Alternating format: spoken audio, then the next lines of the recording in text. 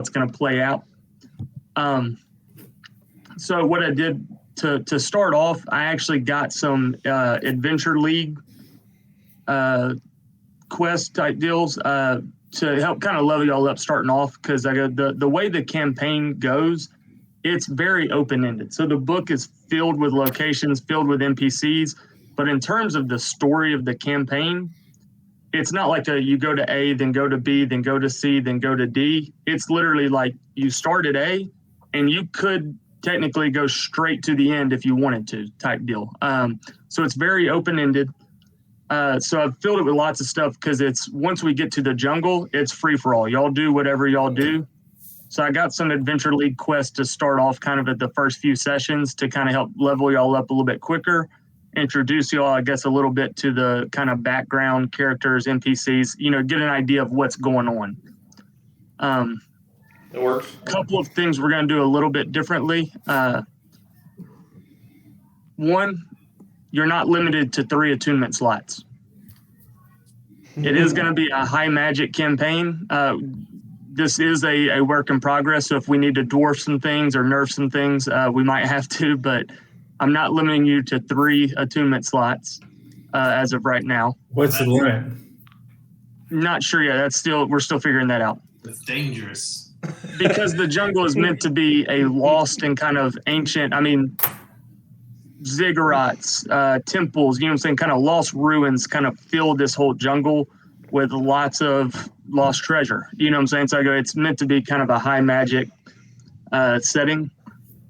With that being said, as you know, I think my character just tripped and sliced his head open. He's gonna. I think Carrick's long lost cousin needs to come back. No, I think you might find that some of these items might be. I'm joking. Yeah. More focused on you might fit them better now than you would as somebody else. No, I'm joking. I'm excited. Let's do it. Point is, the overview of this though is there is a death curse that is plaguing the entire world. So that's what the death curse is. It's not regional. It's the entire world. It's the entire Toril, the entire world, that the material plane that you exist in. Yeah, I think this should be on Chris. So is going is under what's called it's known as the death curse. Okay. So what it is everybody in the past who has been magically resurrected from the dead is suddenly beginning to decay and die.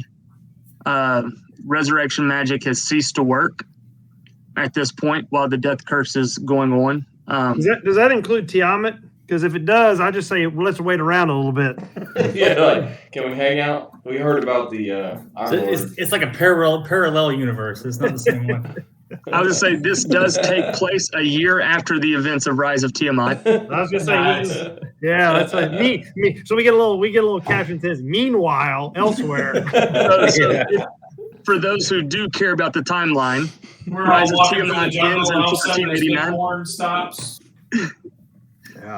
Yeah, Rise of Tiamat ends 1489. This campaign begins 1490. Nice. It's a good thing y'all switched Tiamat, or you ought to be dealing with that. No resurrections. Actually, we wouldn't be. So not only is it no resurrections, it's people that have been resurrected are dying. Yeah. So that does bring a point. No resurrection magic is necessarily working. That does not mean that there might not be some way to bring someone back. It just might not be your typical or usual way of resurrection magic. And it might not necessarily have the same effects. Resurrection question mark. All right, so is this common knowledge, or is this only a few people know this, or? So so I'll get to that in just a second. All right.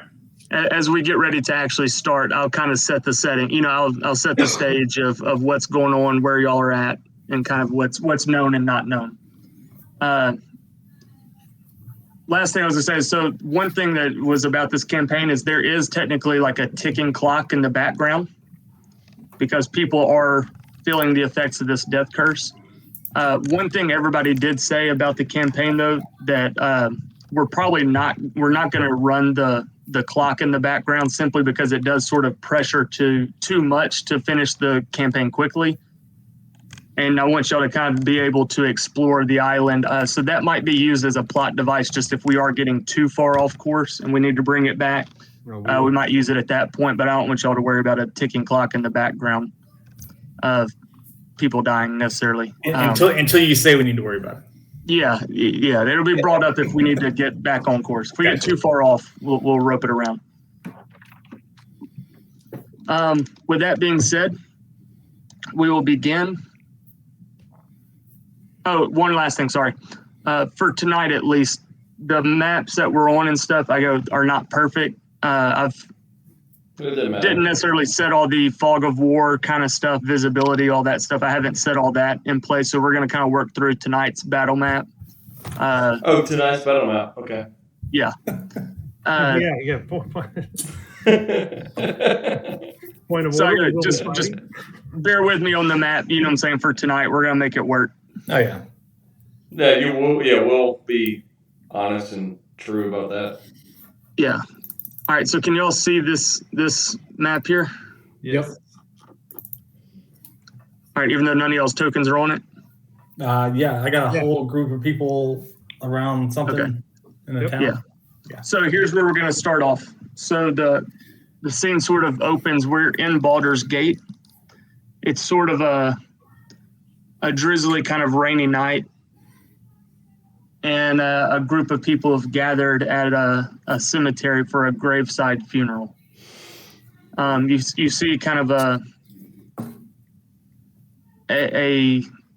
kind of different mix of all different people, races, classes, people from everywhere from commoners to nobility to knights, mages. Of a diverse group is gathered around a graveside setting for a funeral. At this point, the death curse has been plaguing Toril or Faerun for about a month now. People everywhere are aware that those who have been brought back have been decaying and dying. Healing magic doesn't seem to stop it from progressing. It might stem it off for a bit, but it's not reversing whatever's causing this. No one knows yet what the source of this disease or curse is, but it's being commonly known or being commonly called the death curse. And so this is where we will begin tonight on a dreary night at a graveside with a tombstone that reads Bob. Bob. Are we all there? That was the shortest lived NPC I've ever heard of. Yes. Bob. He didn't even make it through the first 30 seconds. He did not. Is there somebody giving us service, or is it just people like wandering around? Yeah, no. So you'll notice there is a priest over here who is directing the service, who's presently giving a eulogy about this this character Bob, who is clearly, by the people who are in attendance, has lived a very curious and strange life indeed, to make friends of such diverse backgrounds and to meet so many people. And even on a night where it's sort of a somber time throughout all of Baldur's Gate, as people are fearful and terrified and people are mourning the loss of loved ones. Many do not come out at night right now, simply because the lack of motivation has seemed to dissipate from people everywhere. Yet this group has come out to honor this man, Bob, and the priest is giving the eulogy. And at this time, he sort of opens the ground to anyone who would like to share some remarks about Bob, or share a memory of how they knew him, how they met him. If anybody would like to step up and introduce themselves and share a story and a memory of Bob, he kind of opens the floor to those in attendance. Have we met Bob? I mean, any of us? Oh yeah, he's the common NPC that we all created. Okay. That's the one that I said I wanted y'all to work together on this guy. Just Sorry. to Last name, we had a baby, it's a boy. Yeah, no, I think it was I think I was taking a leak at that point. So sorry. No, you're good. I'll step up. All right, so I'll let you go ahead and describe kind of what they see as you step up to the graveside. I'll come around the group. The heck is that? from the back, walk through the group, and what you'll see is roughly about a 7'1" bugbear.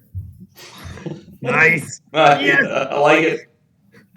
He's wearing it's a chest plate, but it looks like it's a human-sized chest plate that has been kind of retrofitted and it's in shambles. And he's got jet black hair and like a walnut brown skin with these yellowish orange eyes. Nice. He kind of walks up next to the priest, and is there like a something he in front of him, or is he just standing there? He's sort of just standing there. Well, you see, he'll reach under his armor and pull out a piece of parchment, and you'll see on his arms are scarred really bad where the hair was on both of his forearms. He's been branded with, it looks like an X on both forearms, and he's wearing like a bandana around his neck that's doing its best to hide what looks like a collar. And on his right hand is like a dwarven forged like iron ring with like a gold inlay. And he pulls the parchment out and unrolls it, and he has some notes. And he'll be like, he'll kind of look at the group and kind of try to grin, but it looks more like a snarl. Like, what's that? Harry and the Hendersons, where he just kind of tries to smile, but it's all teeth. He'll be like, hello, everybody. I'm Ben. Wait, no. Ben's dead. Yastava.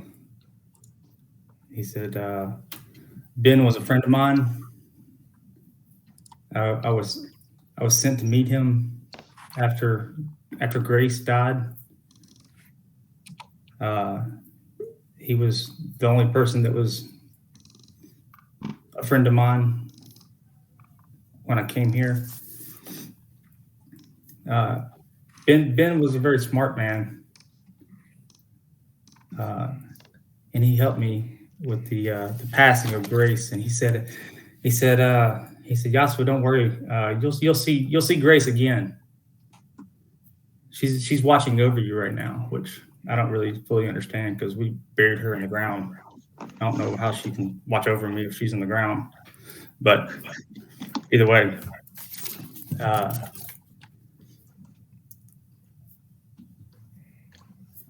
Ben was sick when I met him, sick of the same disease that killed Grace. And I promised him that I would find the source of it.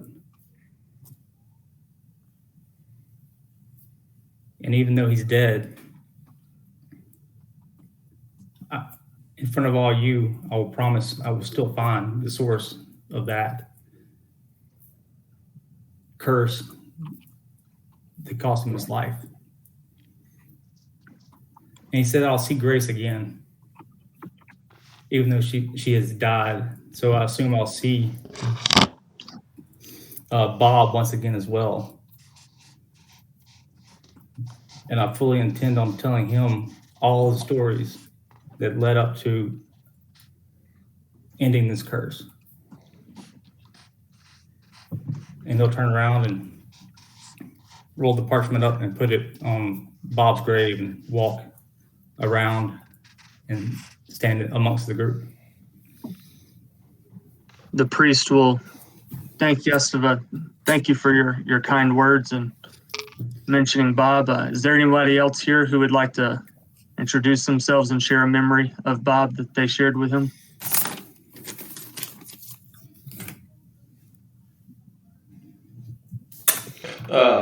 Yeah.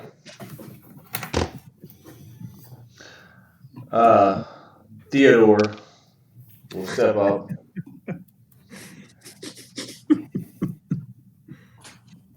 And Both y'all's tokens should be out there now. yeah, who's looking at? Who am I looking at? What's his name? Oh, pretty good. I've been making So notes. I love here's it. Yastava, and here's the His priest. picture is awesome. Yeah, I love it. This is the priest that's sort of Oh. leading the graveside sermon. Yeah, Please tell so me your best friend's name is William. I'm not going to deny it. It's confirm or deny that.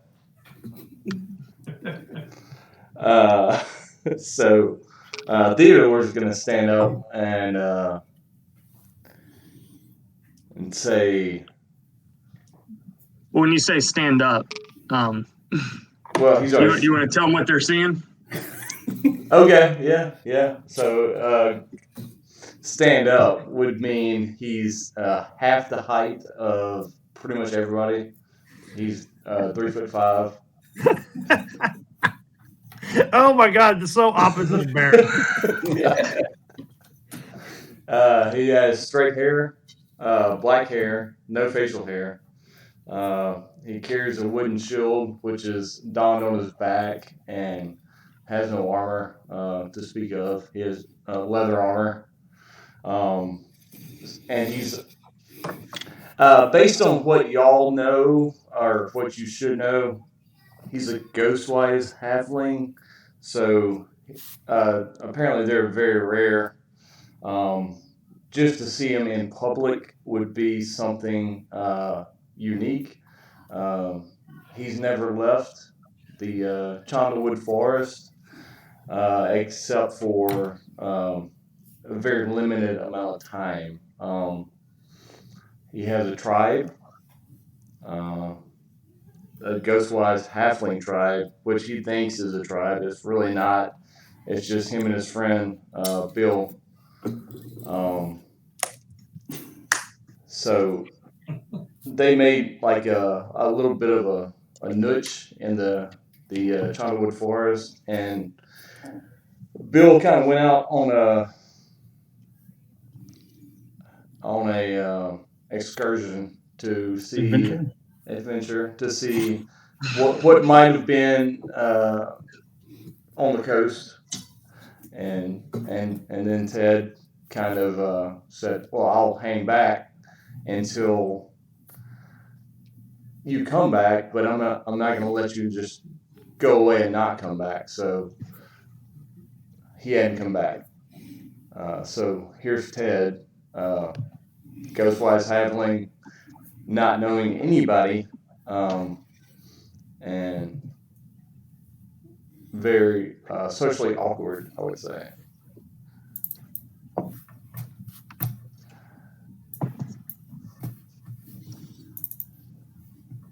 But if y'all want to talk to him, y'all can. Well, it's more of him delivering it. If there was anything you wanted to share about a memory with Bob, or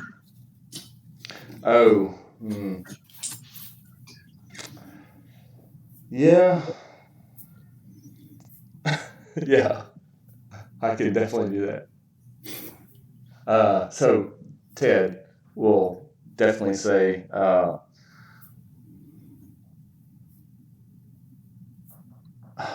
am I talking to? I don't even know. it's just a gathering of people that are gathered around to remember Bob and his funeral. Okay. He'll say, dudes and ladies, and he'll bend down. He'll bend down and grab a handful of dirt and blow it like this. We're all just dust in the wind. And he'll walk away. Perfect. Hey, can y'all, real quick, Brock and Trevor, can y'all control y'all's tokens? Yeah. Okay, cool. Just making sure. Yeah, let me see. Yeah. Okay, cool. The priest will kind of regain control of the deal and say, well, thank you for that brief and somewhat insightful speech there, I would say. I'll open it up again. Is there anybody else who would like to introduce themselves and share a memory with Bob? I'll walk up.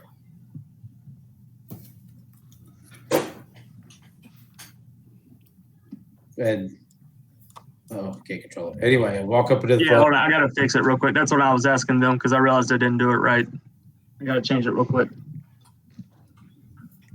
But if you'd like to introduce yourself or mention what it is they're seeing. You walk up and you see a wood elf that's just dressed in regular common clothes. He's got just pants on, shirt. Got a little belt sash looking thing. Maybe has a couple of tie things around his arms. Nothing. Pretty nondescript guy. About 6 foot. Just overall pretty average. Maybe a little below average for an elf. For a wood elf. And I walk up and I say, Bob helped me when I was a child. He gave me some shelter when I ran away from my parents' house in the woods. He put me up. He helped lead me set me on the path that I'm on today. Bob was a pretty good guy. Put a little change in my pocket. Taught me a few things about life. He'll be missed. Did you mention your name? I did not.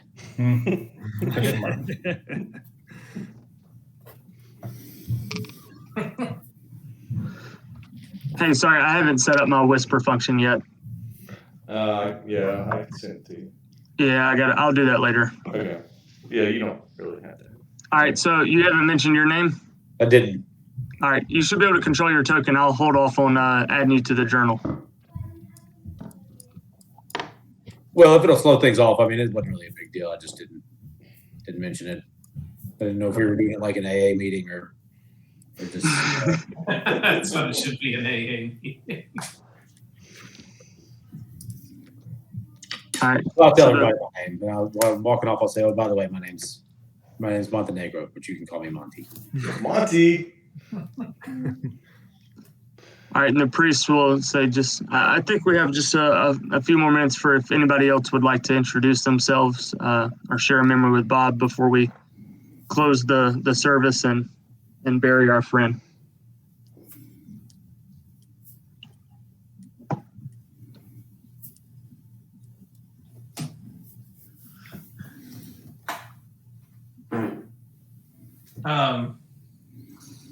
You'll see from the back, somebody been slouching over a little bit, kind of straightens up and walks forward. He's a Is that a sword? pretty tall human, long blonde hair, kind of pulled back in a samurai / man bunish thing going on, kind of like Chris wears. He steps forward. He's wearing chainmail armor. It looks pretty worn. There's some dents, some rings that are missing. He has a pretty commanding presence, kind of when you just look at him, but you see by his demeanor that he's just kind of head down, looking at the ground, not really making eye contact with anybody. He steps forward. You see at his side is a great sword, just huge, Nice. On his back, he's also got a great axe. And he's got a crossbow across his back as well. I mean, this man is ready for battle. Why wouldn't he? Right. Yeah. And he steps forward and doesn't really say anything, but he kneels beside the graveside. He takes his great sword out and plants it in the ground in front of him. And you just kind of hear him mumbling under his breath. He doesn't really say anything out loud. And that's it. He stands up, he puts a sword back in his sheath, and he kind of disappears back into the back of the crowd. Yasa was going to say, "Hey, we didn't hear any of that." You'll just hear him say, kind of very quietly, he say, I'm sorry. All right, you should have control of your token now, by the way. Yeah. Ted's gonna bro, we didn't hear any of that, dude. With that, the priest will sort of close the service.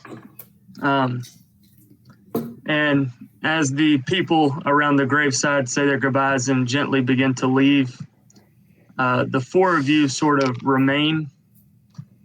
And all of you notice off in the distance, kind of behind the crowd, over at a more regal-looking section of the graveyard to the west on the map, suddenly you take notice of two people who seem a little out of place. Standing over on the steps, watching the whole service, and as everybody else sort of begins to leave, they actually call you over to them, the four of you. See two ladies kind of approach gently, or approach Gently? still keeping a distance, but kind of gently call, quietly and softly call you to their side. I'm definitely going. Yeah. Most people don't talk to me, especially women. No, yeah. Literally, Ted Theodore has never talked to anybody besides Bill. So, and or some trees and animals. So I'll look up and see what's left of this little band moving and kind of scurry along, stay in the back, loosely associated with these people I don't know. I gotta find my token. So one you do see is one is a sun elf. This one here, who is speaking, dressed in very fine clothes, definitely looks to be very well off. Seems like they come from a wealthy background, or as of somebody of great importance. And she introduces herself to the four of you, and she says, I wish to speak with you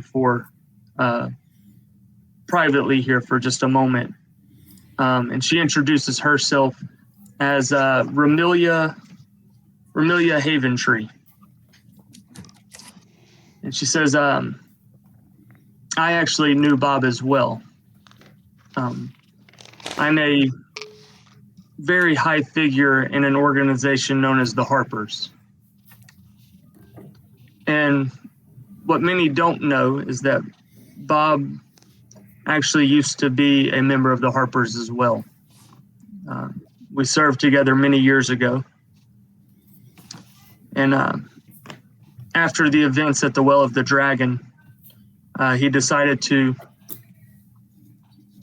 attack the Well of the Dragon last year when the Dragon Cult was trying to revive Tiamat. And he left the Harpers at that time to join the Lord's Alliance and actually stood with King Braun Anvil at his last stand when their army was decimated. Bob found himself thinking he was going to die as well, along with many of the others. And since the Iron Lords stopped the plot of the Dragon Cult and Tiamat rising, Bob recovered from his wounds and decided to live out his days as a priest and trying to do good and restore a sense of peace to the Sword Coast. But even in his time of serving as a priest and in the time leading up, he was actually someone in our agency who would keep an eye out for what we would call potential talent, or those that we thought had the potential to do great things or accomplish great ends, or people that would be a good asset for the Harpers. I could tell by each of you sharing your words here at the ceremony that Bob meant something to each of you. And I would like to talk to you all because I believe there's a way we can actually save Bob. Bob's dead. Yes, you are correct. Bob is dead. His soul has departed from his body, but as we know, there's this death curse, as many call it. We believe it is actually trapping souls. someplace here in Faerun. And we believe it might be possible to bring these souls back. And so we would like to, as each of you were highlighted by Bob as potential assets or people of potential great importance, or people who are capable of doing great things, I would like to talk to y'all back at our house about a way you can help us find out more about this death curse. I'll kind of nod my head back and be like, kind of sniffing there and be like, are you sure about this human? Whenever they say the word death curse, if anybody's looking, you'll see Dieter kind of look around a little bit, make sure nobody's looking at him, and then put his head back down. Yeah, Ted will actually say, so priest dude. That's great. How how can we get him back if he's dead? I don't know, bro. I mean, that's kind of crazy. That's what I said. He's dead, man. Yeah, I mean, should we stop him from throwing the dirt on him right now? At that point, the other woman who is standing beside Ramilia, who you notice is cloaked in sort of a black robe and is actually wearing a mask over her face, speaks up in kind of almost a raspy little voice and says, please accompany us back to a more private setting in which we can discuss this. And Remilio will chime in and say, yes, please come back to our residence, mate, where we can discuss this more in private. Yeah, obviously I'll go. Yeah, I'll nod. And yeah, I mean, for sure. So we'll say y'all leave the graveside and y'all head to a part of Baldur's Gate that is definitely a more wealthy section of Baldur's Gate, and they take you back to a private residence where take you to sort of a dining room or a meeting room where they can discuss more about what's going on. And Remilio will speak up and say, first off, I want to thank all four of you for coming to meet with us here. We believe you can be very useful for us in a couple of days. We have a lead. While there's still much unknown about the death curse, we actually have a lead on a place where we can find out some more information. Based on what is happening, where we're seeing those who have been raised from the dead who are beginning to decay, all of our magic scrying, we've got a large network of wizards and mages and scholars and sages who have been studying this for the last month. And we believe the source of this curse definitely is related to some type of necromancy. We believe souls are actually being trapped somewhere here. And while we have not necessarily made headway on tracking this down or getting more information, we believe the best source of information of this death curse might actually be another lich. Yes, Yastava? Necromancy? Yes, it's a type of magic in which the undead specializes in undead things. That's bogus. If they're dead, we don't need to worry about them, right? Well, there are many things that are dead yet live. And we super bogus. And Remilio will look at you and say, yes, Theodore, I understand it's might be a confusing thing for you to understand, but I believe in a few days, if you will join us in this mission, you might encounter such a being that is both undead and yet dead at the same time. Yeah, triple super bogus. I'll feel like I'm pretty sure our human friend might be dead. He ain't said a damn thing. Remilio will say, well, Well, moving on. That's The Harpers have actually know of a very powerful lich that lives outside of Baldur's Gate, in a place called the Cloak Tower. There's a sort of unspoken agreement between this lich, whose name is Zeldara. And there's sort of been an agreement. We leave Zeldara alone, and she leaves the city of Baldur's Gate alone. But we believe if anybody knows anything about this death curse, a good start would be speaking to a lich itself. So here's what we're asking of you. What's that lich's name again? Zeldara. Zeldara. Yeah. Ramilia will say, we have devised a plan. We have recruited a number of soldiers and high-ranking magic users of the Harpers. And we're actually going to launch an attack on the Cloak Tower and Zeldara herself.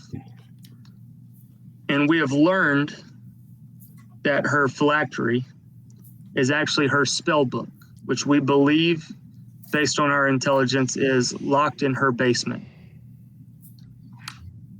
So what we're asking of you for is that when the Harpers launch an attack on the Cloak Tower above ground, we want to sneak you into the basement, into which you can search out her phylactery so that we can use it against her for information. Now, if you do accept this mission, there will be a reward. And she'll pull out a bag of gold. She'll sort of drop it on the table. She'll say, here is payment for this mission if you choose to accept it. But we believe this is the best strategy on gaining more information of the death curse. Is this going to bring Bob back? Bob. I want Bob back. She'll look at you and say, this is the first steps at, we believe, bringing Bob back.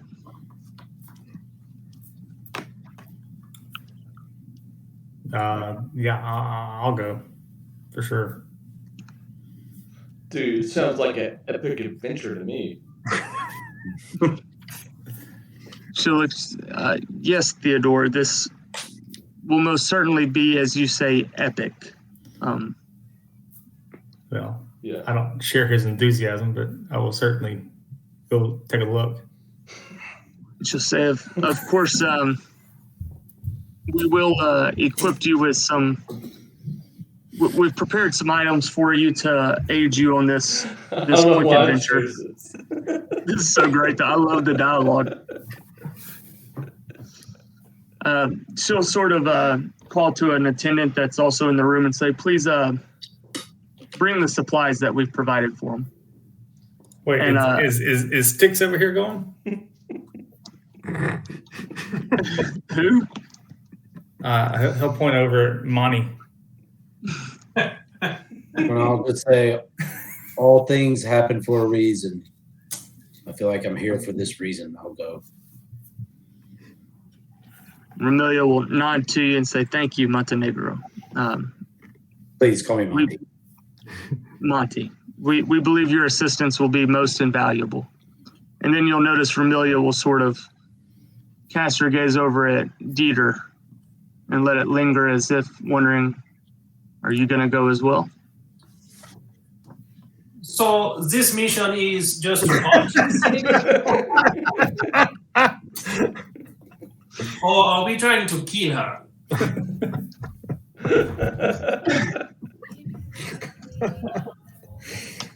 Vermilia will be a little caught off guard by the accent, and I apologize, Dieter. I'm not sure where you're from. Well, That my name is Dieter, by the way. I am not from here. It's from the east, I believe. Yeah, I am from the Far East. Yes. I really think you should have gone with Hans Gruber's accent. Shoot the glass.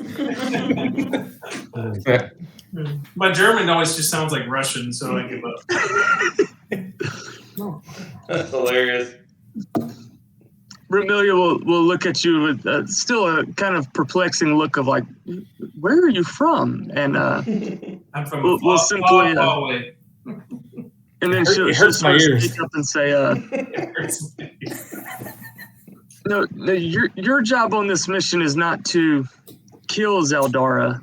We simply want you to locate and steal her phylactery, in which we will use as leverage to negotiate information from her. Okay, so scary lich lady, we run away, right?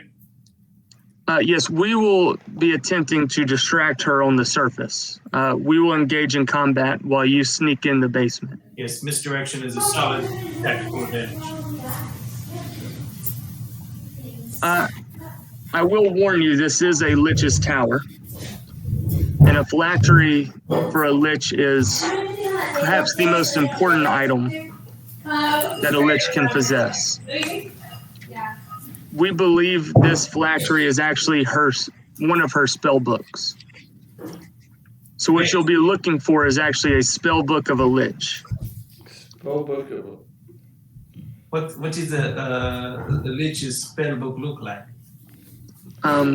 Based on the intelligence we've gathered, we believe this one is actually made out of human skin. Bogus. I'm gonna reach down and grab the sack of gold and slam it into Monty's hand and be like, "Is he saying leech?" Bro, he's saying leech. Leech. An undead magic user. I think I can help on the whole lich situation. I think he's saying lynching. Like for the Blitz? What are you talking about? I think he wants us to hang whoever this person is. I'm not sure. Solid plan. Let's Bro, go. I'm not on board with that. I mean, maybe we just kill him. When you say kill him, Dieter draws his sword. Hey, so how do we get to the tower? How do we get to this tower? As Ramilia's listening to this conversation happening between the group, you just see this look of such confusion on her face, like, Bob thought y'all were good assets? Yeah, right. Like, she doesn't say it out loud, but you can definitely see it on her face. Like, she's kind of doubting this whole plan a little bit. Like, this is the group that we thought would go. Humble beginnings. And you'll see her kind of shake her head. She'll say, listen, no, I'm not asking you to lynch anyone. I'm saying it's a lich. And I'm simply asking that you steal her spell book. We do have a guide who will take you to the tower on a boat. And lynch, and then still so. All right. So we got to take a boat to get there. Yeah, and Ramilia will say, but before you go, we do have some supplies for you. And about that time, one of the little servant who left the room will come back in with a box. And he'll set the box on the table. And he'll open it up, and there's 5 basic healing potions in this box. And she'll say, we have some healing potions for you. This is one for each of you. So each of you will get 1 healing potion. I look around and start counting people in the room. Yeah, right. And I'll take 2. That last one is actually for another who will join your party. Okay. That's fine. Yeah, I'll just take 1. And she'll also look at Yastava and say, and that gold is actually for if you complete the mission that we're asking you to go on. So I'll pick the gold Monty has the gold. I gave it to him. Because I mean, I'm playing the dumbest motherfucker you know. So Yes, very much so. I was just going to say, I get the Play feeling your that character, man. Play your character. an intelligence score is about 4 or 5. Intelligence is 0. Mine's a -1. So It's pretty funny. You can tell that we all kind of went the complete hard right opposite of what Very much so. we've been Great. playing for the past 2 years. personality No, trait. Mine says comfortably dumb. Dieter's just, not from here. He just can't communicate with y'all very well.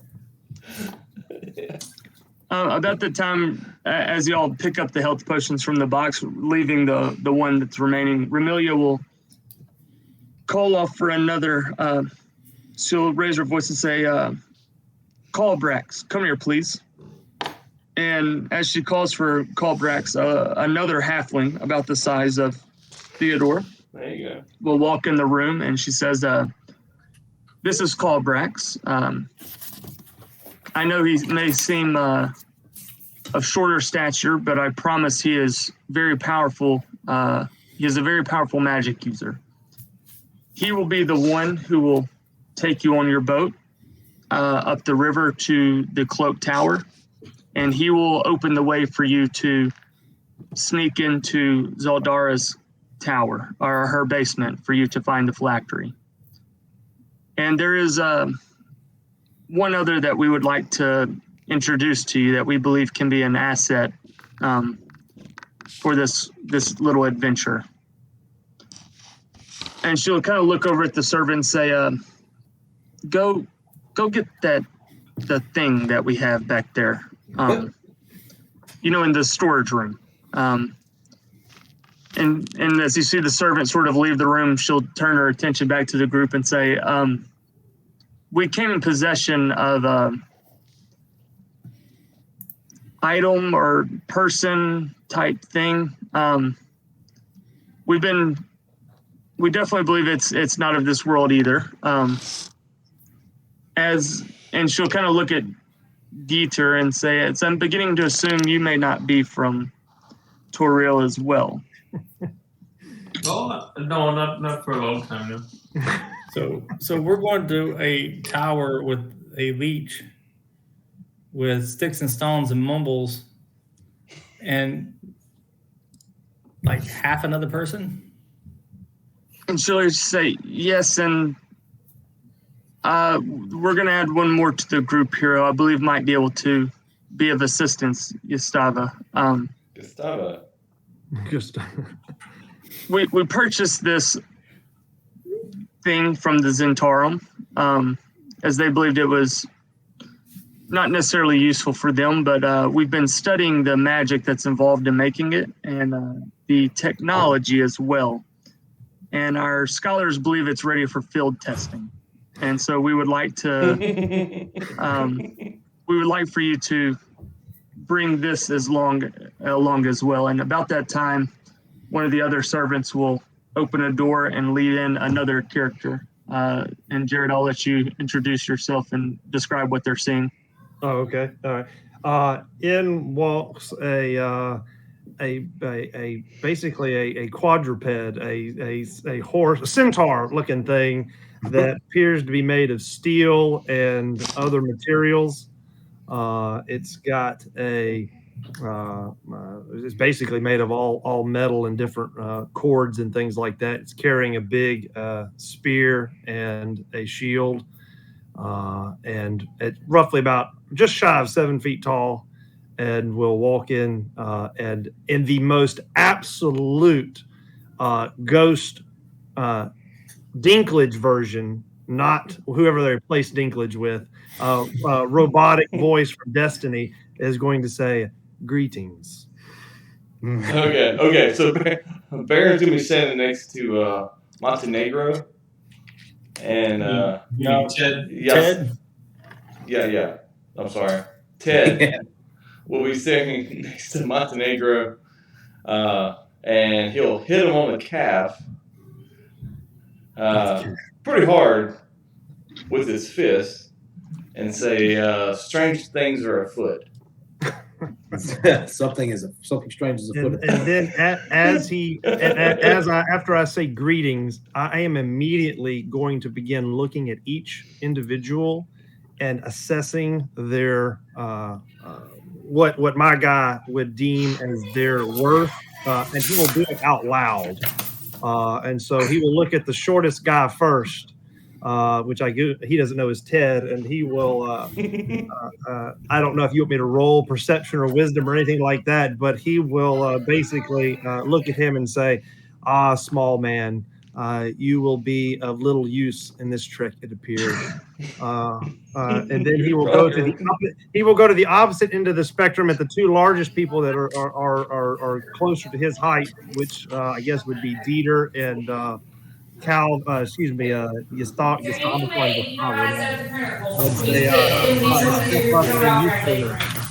this increases our odds of success. Again, in the most ghost voice you can imagine.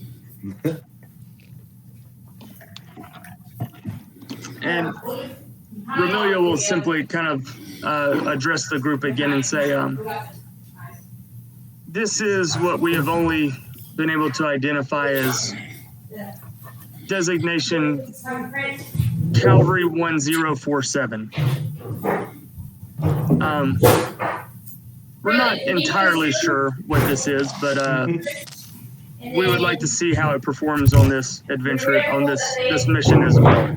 And with absolutely no sense of place or timeliness, he will interrupt her as soon as she says, "We're not sure," and he will go into a diatribe of the ins and outs of exactly what he is until someone cuts him off, as everyone seems to nod off as he goes through his serial number, his race, which is a Warforged, and all the other ins and outs of that. Warforged, Centaur.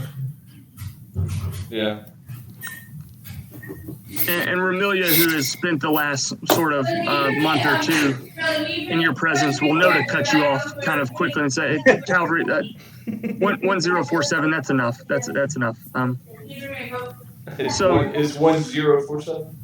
Yeah, 1047. Okay.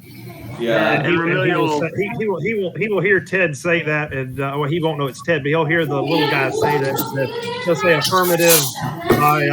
My designated moniker is Cavalry 1047, but unfortunately, those in this particular world grow tired of saying that, so many call me Cal for short. I do not understand the significance of such a short name, but." Yeah. I'll say 1047. Be awesome, dude. I'm just gonna kind of wave awkwardly in a robotic fashion. With that, Romelia will grab the remaining health potion and give it to 1047 and address the group again and say, "Gentlemen, I recommend that you rest well tonight and perhaps familiarize yourselves with one another a little bit more, because you will leave in the morning to head to the Cloakwood Tower." And with that, she'll say, "We're providing bedrooms for you here at the house for you to stay in. If there's any last minute planning or items you'd like to purchase, please do so tonight, because Cal Brex will lead you out to the Cloakwood Tower first thing in the morning." And with that, she'll sort of nod her head and head off to her bed as well. No, we'll take him with us. How much money was in the bag? But there was 500 gold pieces. Did we get to keep that, or is that just kind of for future payment? I'd say it was meant for future payment, as Romelia said, but as you already took it and headed, Romelia was already sort of giving up hope on a full understanding of the situation and just kind of said, "You know what? I believe they're going to do the mission. Let's just let them have it." Oh, blind faith. I will distribute 100 gold to everybody. And keep 100. We're just setting the terms of our own existence now. If there's anything anybody wants to do tonight, we can go ahead and do it. Otherwise, we're going to say it's a long rest and head out in the morning. That's fine. Yeah, I'm good. Is Claptrap coming with us? Yeah, Colbrax will be your guide in the morning. He'll be the one taking you on the boat up the river to the Cliffwood Tower. I was talking about Cavalry 1047. No, it's, what is it? Yeah, 1047. That's right. Yeah.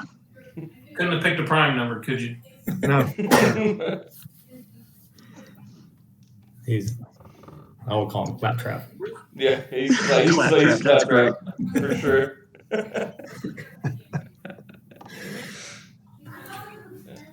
He just. All right, so if everybody's nobody has anything they want to do tonight, then we will take the long rest.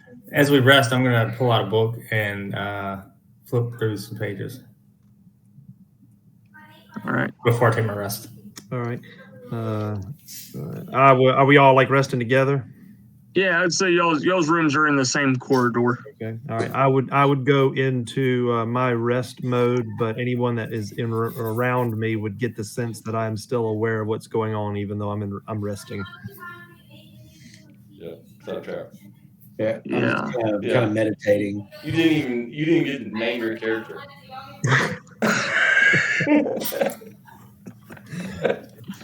We got Mumbles and Claptrap. Yep. All right. So that will say you'll have a successful night, a long rest. You wake up early in the morning. Calbrax kind of rouse y'all all together, gives y'all somewhat of a good breakfast to feed y'all before y'all head out. And then y'all will hop in a boat as he begins to guide y'all up the river to the Cloakwood Tower. How big is this boat? It's not a full-size boat. You would consider it more of like a canoe, maybe like a large canoe. But before Cal would even step on that thing, he would investigate the boat to make because he's assessed the party and he notices there's 3 guys, including himself, that are rather large. He's going to want to calculate whether this boat's going to hold us. That's fair enough. Colbrax will assure you that yes, this will do. 1047. Yeah, he's like, I'm 3 feet tall. What are you talking about?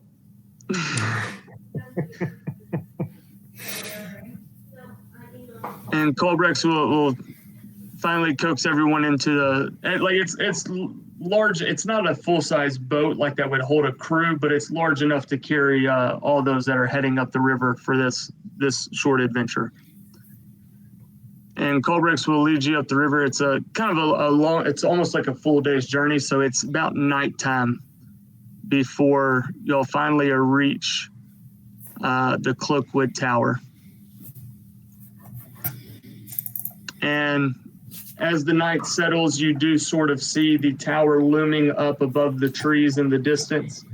As you approach sort of on the river, a little bit of a cave outside, maybe a good 200-300 yards from the tower itself. There just seems to be his rock face. But Colbrax will sort of dock the boat, tie it off, and hop out, and he'll motion to all of you to sort of be silent. And he brings you over to the side of the cliff, and he begins to sort of quietly whisper some instructions to you. Colbrax will address the whole group, and he'll say, listen, this is a Lich's tower. I fully expect there to be guardians protecting Zaldara's phylactery. I expect this dungeon to be full of traps. We will wait until Ramelia gives us the sign, until we hear the sounds of battle and they engage with Zaldara, before we open the doorway and go into the dungeon. Now, I need all of you to understand this very clear. And Calrex would kind of try to get everybody's attention, like, please understand this. Time is important here. We only have a small window to distract Zaldara. As soon as you get her phylactery, As soon as you find the spell book and grab hold of it, she will know immediately. And you need to run back to me as soon as possible. And as soon as you get to me, I will magically teleport you to Ramilia. And we can begin the negotiations. Yeah. So Ted's gonna start coughing. He's gonna start what? Coughing? Coughing? Yeah. I'll put my hand over Ted's mouth. Yeah. Hey, J-Mick, just to be, I don't know if I can see the whole map. Is that supposed to be? Oh no, do you? Yeah. I can see like everything. I'm not looking, but I noticed that I can see everything. Yeah, I can see everything. Oh, dude, it didn't save the dynamic lighting? No. Maybe you just got to turn it on. Just, Yeah. turn it on. It's fine. Go to the gear in your map. Yeah. Oh, now There I we Did that guess. work? There we go. That knocked everything out. You Well, got that to was add. So now you have to add back to every character, Every token, right? every token dynamic lighting. Oh, son of a bitch. That's fine. That'll give me time to cast Goodberry. What? Goodberry? Goodberry. Is there? Yeah. Like a 1-point healing potion. He gets 10 of them a day.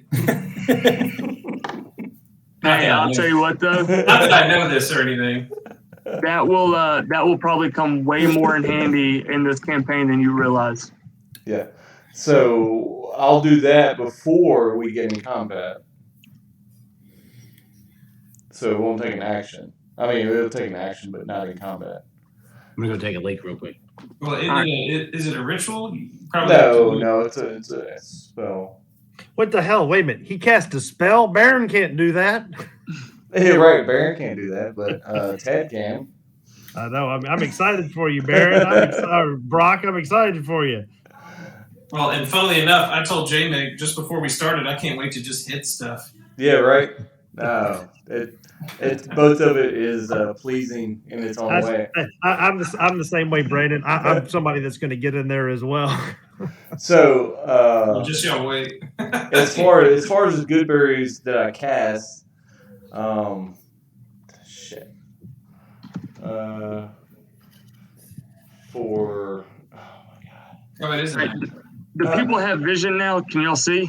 I cannot. I can't, but I also don't have dark vision because I'm a Well, I was human. gonna Cal would or Claptrap, whatever the hell he's gonna be called, is gonna look at the group and again he's been ordered to be silent, so he's going to speak in a very low monotone voice and ask, is your vision, talking to each one of the group, able to see in the cave that we're about to be going to, or do we need a light source?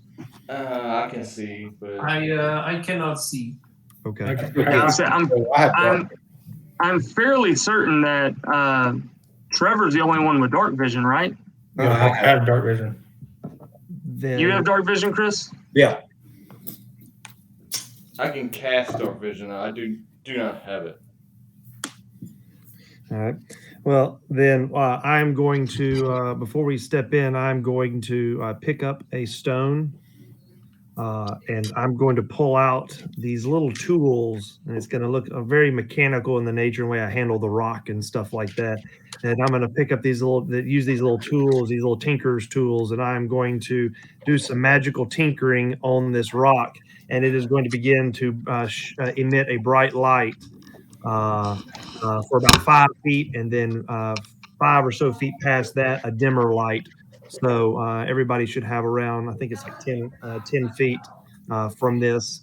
And I'm going to make 3 of those, and I'm going to hand those to the Dieter. I'm going to hand one to Montenegro, and then I'm going to hold on to one, and then I'm going to look at Ted and say, come near me. I will light your path.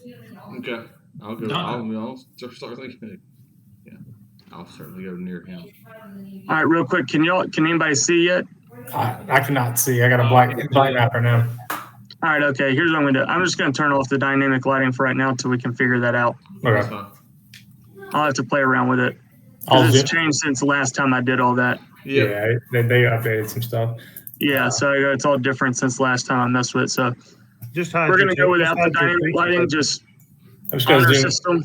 I'm gonna zoom in on my screen so I can't see the rest of it anyway. Yeah, you're I fine. would say honestly, pretty much other than the map itself, you probably shouldn't be able to really necessarily see anything else. Everything is sort of on the GM layer. We're not worried about it. I mean, it's I'm not trying to cheese anything. yeah, we're not choosing it. So Yeah. So here's what I'll say: as y'all sit outside the cavern walls for a little bit, waiting, suddenly you do hear the sounds of battle sort of erupt from a distance, and Calbrax will turn to you and say, "That's the sign." He'll lay his hands on the stone and begin to utter some magic words and some motions with his hands, and the stone begins to fold away. And as the stone begins to fold away, it opens up sort of a path in there, and he looks to you and he says, "Quickly, head in and find it. Time is of the essence." And so you'll find yourself entering into the dungeon of the Cloakwood of Zaldara's tower. And here's what we're going to do for this month. This is going to be a little bit different, and I'm going to see how this works. We'll try it out this one time and see how it works. But I'm actually going to have everybody roll for initiative now. Okay. yeah. First roll with the metal dice. Hey, I don't have control of my character. Yeah. Oh, dude, I didn't save it, did yeah. I don't That know. must be why. That's probably why we didn't have sight. Yeah. I? Dude. Oh yeah, I don't have Oh, control son of of a mine either. bitch. Just re-drag the tokens out if you've already. Or Oh, you know what? That's what it is. I corrected it, but I didn't bring new tokens out. yeah, bring new tokens out. You should be fine, and that should correct your. That should do the dynamic lighting too, probably. right. Well, I already turned off the dynamic lighting. It's fine. I'm Yeah. saying that's probably why we didn't have vision, is because we didn't have control of those characters. Yeah, you're probably right. But I went ahead and turned it off. We'll just go without it tonight till I can fix it. Yeah. Are we you're going fine. health bar is red? So does everybody have control of their token? Yep. As far as I can Alright, tell, yeah. Health bar is red. Makes the most sense, right?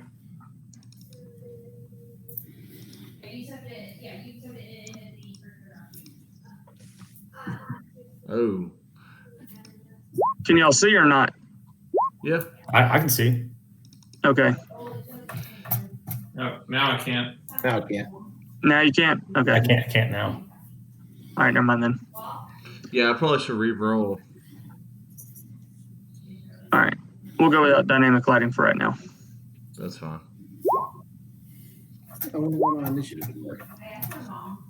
Dita did not roll a 12. Ooh, I'm rolling in silent here. Let me Looks like I rolled a 3.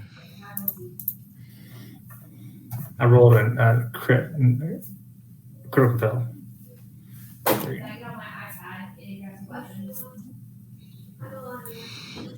And you were an 18. Is that everybody? Mm-hmm. All right, so here's what we're going to do. Because it is there is a time clock on this mission, we're going to move in turn order. How Okay. y'all want to proceed through this dungeon? Oh, cool. Oh boy. Whoa. So we're looking for a secret lair and a skin book.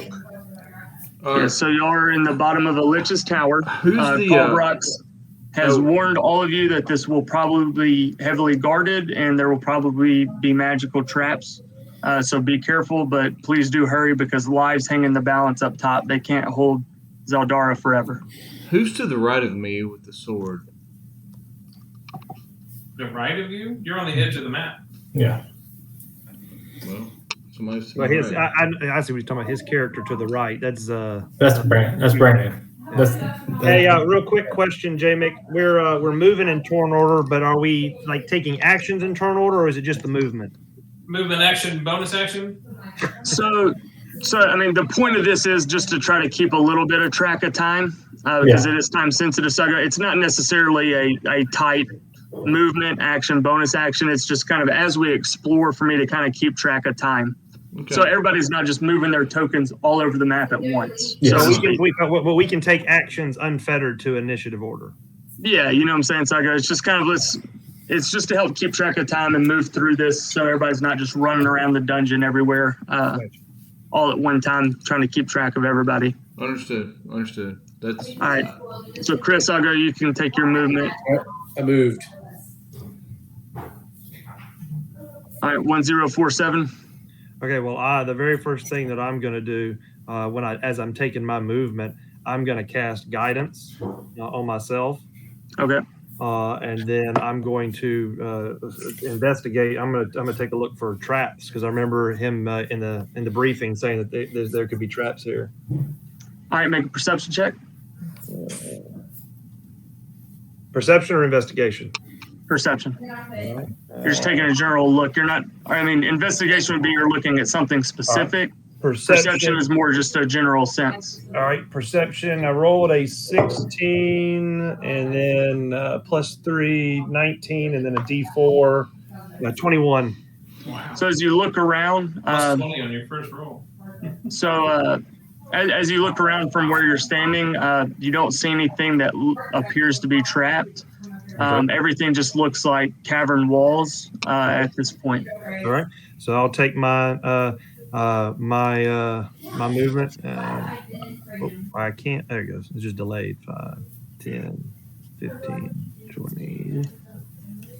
And listen, I understand the width of the squares might not be exactly right. We'll say you can fit between each other. Well, I'm I'm a pretty big boy along with the bugbear, so I didn't know. Am I able? Do I need to stop behind Montenegro or? No, you can move up. So that's what I'm saying. All right. Then I would move there with him. That's what I'm saying. Some of these pathways may seem narrow. We're going to say they're 10 feet wide so y'all can fit next to each other. Okay. The map was kind of done a little bit in a hurry, so All right. it's not necessarily perfect on the width of hallways, but y'all can fit 2 by 2, through a hallway. All right, Ted, anything you want to do? yes, sir. What I want to do is run over to Montenegro. I believe that's who it is. Brandon, is that you? No, that's Beatrice. There's Dieter. Brandon's the crowd. Who the hell is this? Who are you talking about, Willis? That's Dieter. Yeah, that's Okay. Dieter. Dieter. I'm gonna run to Dieter Dieter. and Who's Dieter? cast guidance on him. Okay. Uh-oh. Casting Yeah. spells on me and stuff. And what I'll do for my is that an action? I guess. Yeah. Okay. It's a loose term right now. Well, I mean, you tell me, because Yeah, so, otherwise, we're not like in battle. We're taking action, bonus action, movement. It's just kind of trying to keep track of. yeah. Otherwise, I'm hopping on his back. You're gonna hop on his back. You should have hopped on the horse's back. Yeah, I was going to say, Dieter ain't carrying you. Go hop on the horse. Hey, for real though, that is true. Brock's character does count as small instead of medium size. That's why I told him to stick next to me. So he is a size class lower. Yeah, you did, but you moved before I could get close to you, and you can cast the same. I look down and I say, is it the little legs? Yeah, small legs. So you've crawled on Dieter's back, and with that, it is Dieter's turn. Okay. I will begrudgingly carry the small man, and then for my action, I'm going to put him on the metal horse's back. All right, so Dieter kind of reaches on his back and grabs Ted and sets him on the back of 1047. And with that, it'll be Yastava. I'm just gonna move as far as I can up behind these guys. Yeah, you can head up as far as you want there, or right. within your movement range. I can get from here 5, 10, 15, 20, 20. I'm just gonna stand next here Okay. as far as I can go. All right, Montenegro. I am going to with dark vision, I should be able to see that there's kind of an opening right in here. Huh? Yeah. So I'm going to stealth All right, roll for stealth. Nice. 16. +5. 16. Somebody's sneaky. And then I'm going to take my. All right, hold on one second. Let me roll this. Mm-mm. All right, okay. I'm going to take my 35 feet of movement. 1, 2, 3, 4, 5, 6, 7. Somewhere's right in here. There, stairwell. All right, so here's what I'll say. As you walk into the cavern, you do see it's kind of split on 2 different levels. So this whole section down here will be a lower level, and this will be raised up about 10 feet. These are stairs leading up to kind of that second level. And I'll say right as you top the stairs of right as you top the stairs there, right next to you, Yeah. you will see 2 skeletons standing right there. Shit. Shit. I grab my badge and I whisper, like, Y'all don't have badges yet. Nope. We got nothing.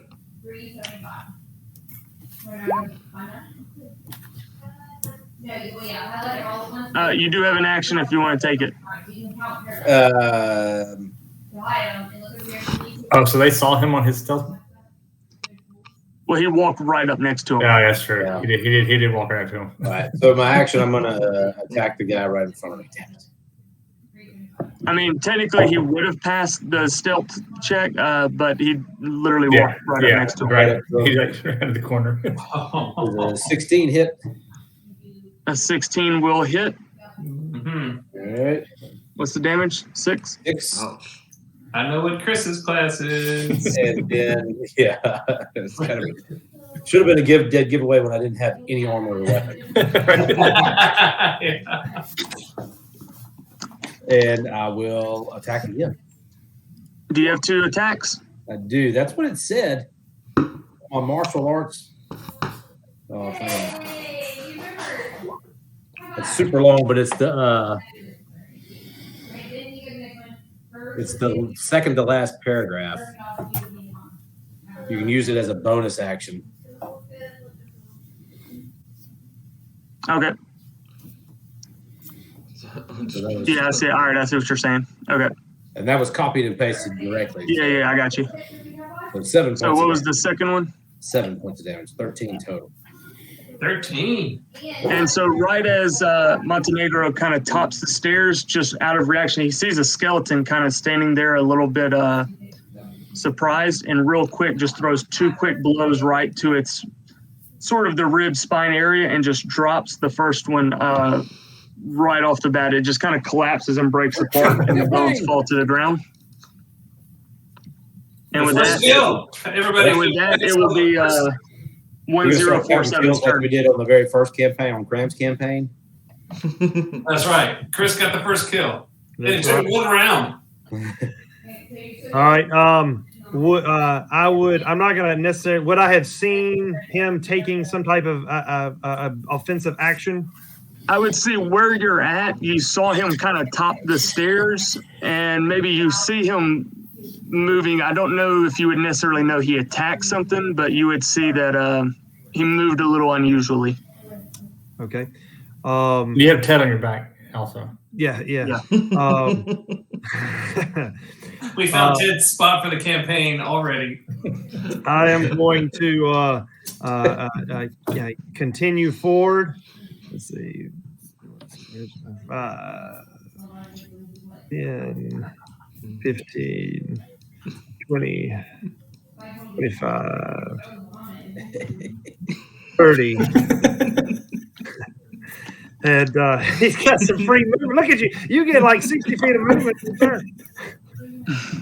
Having seen that one of my party members did something, that appeared out of the ordinary as far as stealthing, I'm going to walk that direction and come to Montenegro. And again, not really know what's going on. And say, friend, do we have anything to report here? And then I guess I would look up when I see this skeleton. Yeah, you would see him as soon as you kind of round the top of the stairs and kind of come alongside Montenegro. You would see that skeleton standing there with a bow in hand. And I would say, yes, we do have something to report. Little one, disembark and get behind. And then I'm going to cast frostbite at this skeleton. Oh, magic. And as I do it, I will pull my arm, my kind of construct arm will go out, and I will these tools that I have that I was using on the stones, I will kind of manipulate in my hand, and they'll begin to kind of frost over, and then it'll appear that the spell is conjured from these tools. And what it'll do is I'm going to cause a numbing frost to form on the target. He's got to make a con save, and he's got to beat a 13. Oh, he's got to make a concept. Gotcha. Yeah, he's got to make a con save. He's got a 13's the DC. He failed. All right, so he's going to take 1d6 of damage, cold damage. So he's going to take 5 points of cold damage, and then he is going to be at disadvantage on his next weapon attack roll. Nice. All right. Which is perfect because it's his turn. And after the kind of cold, you see the bones begin to sort of frost and chill over there. And he raises his bow and arrow, and he's going to target Montenegro, who he saw just crumble his friend next to him, and he'll make a short bow attack. Ooh, yeah, that hits. For 5 piercing damage. Pretty close range. It was pretty easy to target. You didn't have much room to try to avoid the arrow as it let fly nearly only about 5, 6, 7 feet from you. Catches you pretty solid. He was a good metal horse. I was gonna say I'm gonna look at Montenegro and say my apologies, sir. I attempted and failed at disarming him. Oh, I'm sorry. You're right. He was at disadvantage. It was a 16, not a 21. I think that's still hits. Yeah, it still hits. Well, remember, we're level 1 here. That's right. Yeah, 16 still hit. All right, okay. So, but I will apologize to Montenegro. All right, with that, it is Ted's turn. Okay, Ted will. He was going to use his halfling nimbleness. I'm going to spat out a Zen phrase real quick. You're going to what? I'm going to spat out a Zen phrase to 1047 real quick. Okay. Wise men don't judge; they seek to understand.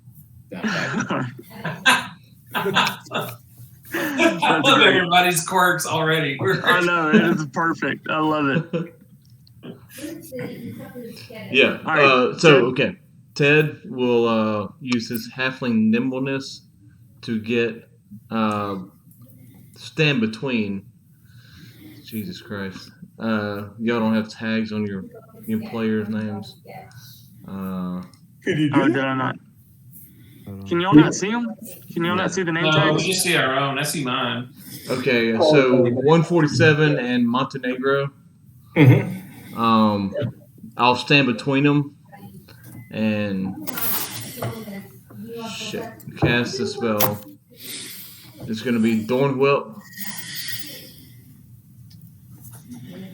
I'm assuming this is the correct level. I have no idea. It's a cantrip. Yeah. Yeah, I know it's a cantrip, but DC is 13. What kind of save is it? It's a melee attack, isn't it? It's a melee attack. Yeah. Okay, so you need to roll to attack then. Yeah, spell attack. Melee attack. Your spell attack. All right. What am I rolling? I think I'm rolling wisdom. No, it's just your spell attack. You should have like your spell attack. Yeah, it'll say it on your character sheet if you whatever get your to the spell spell attack section. modifier is. Like Bard is wisdom. I gotcha. So it's a D20 plus 5. Yeah. I see the plus 5. It'll be your wisdom and your proficiency. Yeah, I gotcha. Why is it putting an S in front of everything? Don't take that. Just add 5 to it. I'm working on Brandon, do you know why it's doing that?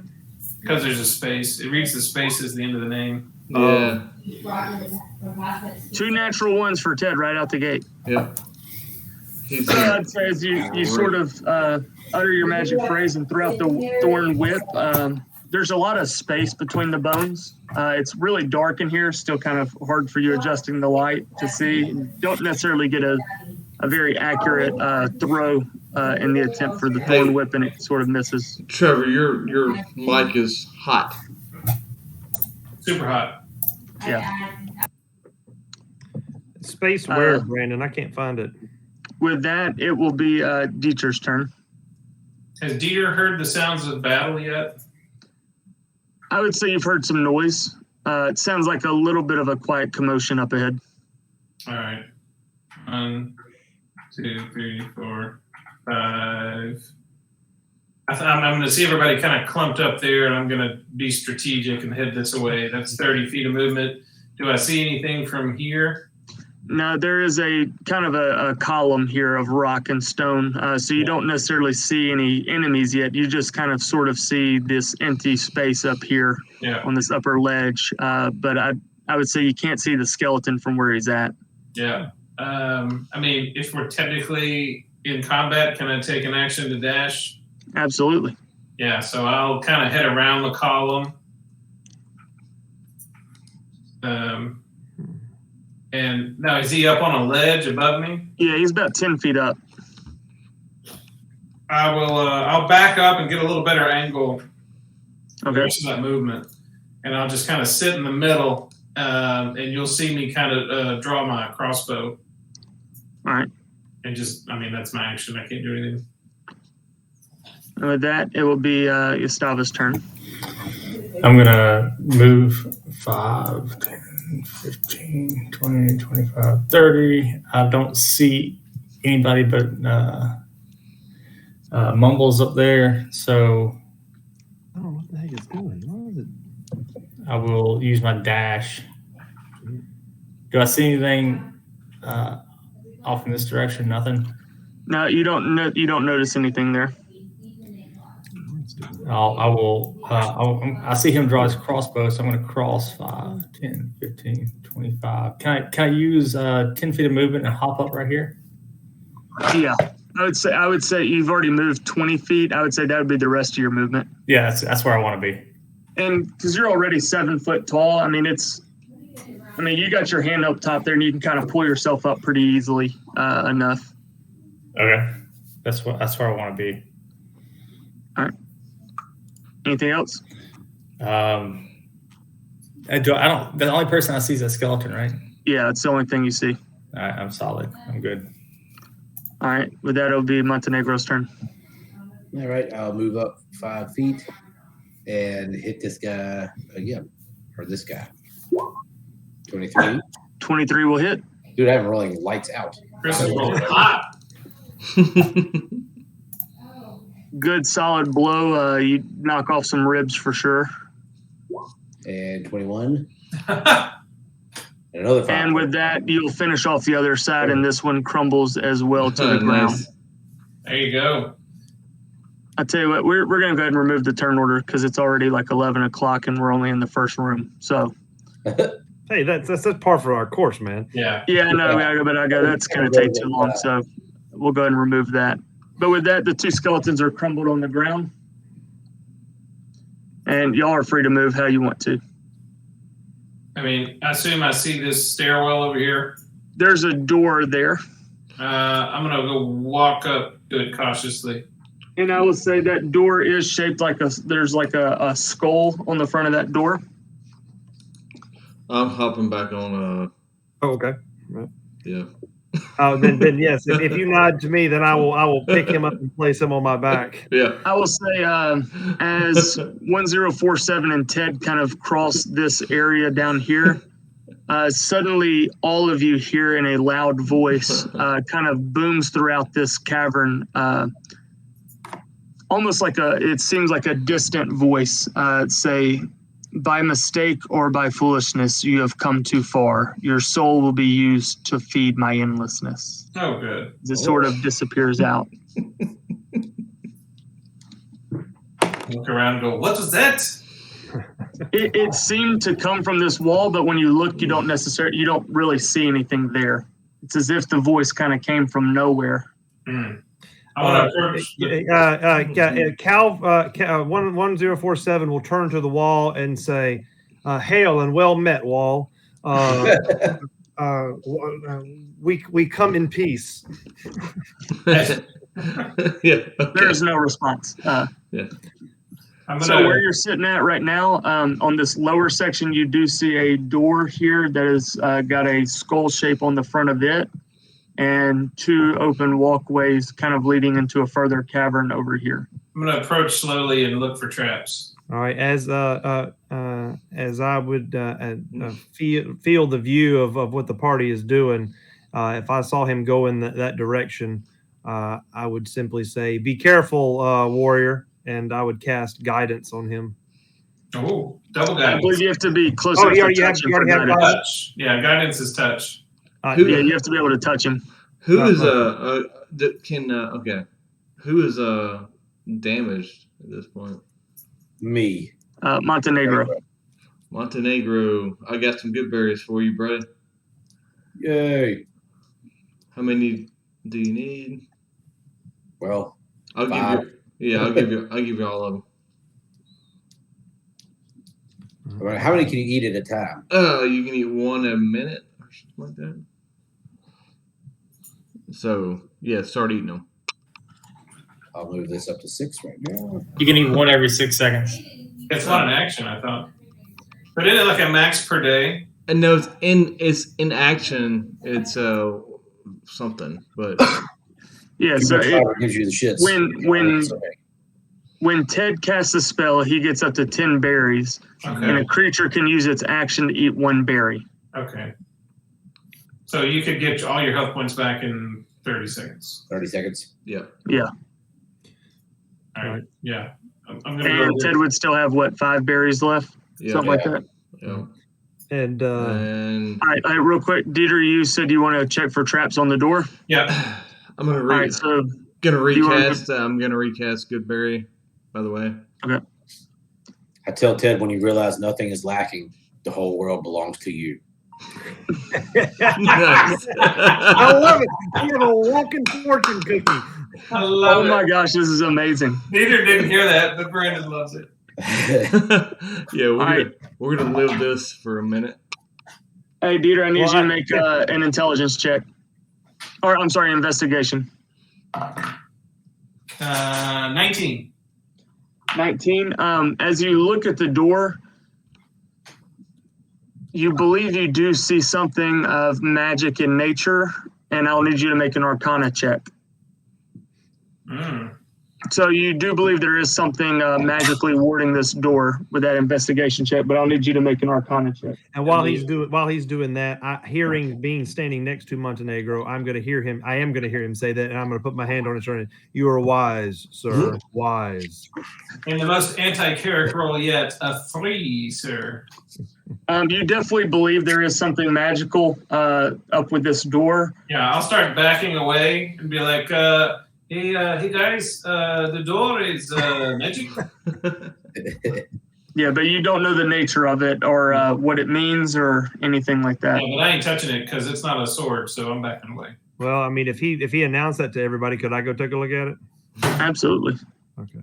Since he said magic, I'll Am I still on your back? I don't know if you got down or not. Are you? No, I'm still on your back. Okay. All right, Ted rides along with 1047. Okay. Yeah. I'm going to walk toward this door after hearing Dieter say this and sense something about this door magically, and then I'm going to again because I haven't learned the names yet. My character had. I'm going to say again, small one. I will be approaching potential danger. You may want to dismount again. Negative. All right. So I'm going to get only as close as Dieter got, and then I'm going to I'm gonna make back it up more because I'm going to make whatever check I need to, but before I do it, I'll touch myself, robot style, and I'll cast guidance on myself. And you already have guidance, right? It lasts for a minute, I think. Yeah, it only lasts for a minute. Yeah. So all right, so you'll make since he told you there's something magical up with this door, you'll make an Arcana check. Okay.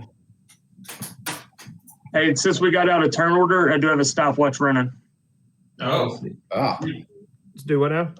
There's a stopwatch running. We got to go. Since we got out of turn order, so instead of measuring it by every 6 seconds, I went ahead and put a clock on. Gotcha. So 12 plus 3 is 15 plus my D4 plus 4, so 19. All right. So you do recognize that there is a trap on this door. That Arcana check is you find what appears to be runes sort of carved into it that you recognize as a magical trap. And you know that the secret to this is that it requires something undead touch it to open the door. If anything not undead touches this door, it will set off the trap. Okay. So I'm able to ascertain that? Yes. Then I would go over. I'm sorry. And furthermore, you do notice, you do understand how to disable it. So there are 2 eyes on the skull, and you can ascertain that scratching out the eyes will disable the magical ward. Okay. Then I would go over to these skeletons and grab a piece of the skeleton bone. If I know something undead has to touch it, and I would reach up. I guess, am I tall enough? Yeah, you're fine. I would scratch and poke at the eyes with the skeleton bones. All right. So you take the kind of skeleton bones and you scratch out sort of the eyes to which you believe would disable the trap. And I would say you feel confident that the trap has been disabled here. Okay. And then I guess if need be, just to be on the safe side, since we were checking for magical stuff, I just check for anything else as I walk through the door. All right, roll an investigation. All right. You're investigating the door. 19 plus 5, 24. It appears that was the only trap on this door. All right. So I would then once I've looked in the door and stuff, I would then back up and say, Dieter, the coast appears clear of traps. Proceed. All right. Well, I'll tap Dieter on the shoulder and say, I'll go first, and I'll stealth again. Okay. All right, roll stealth.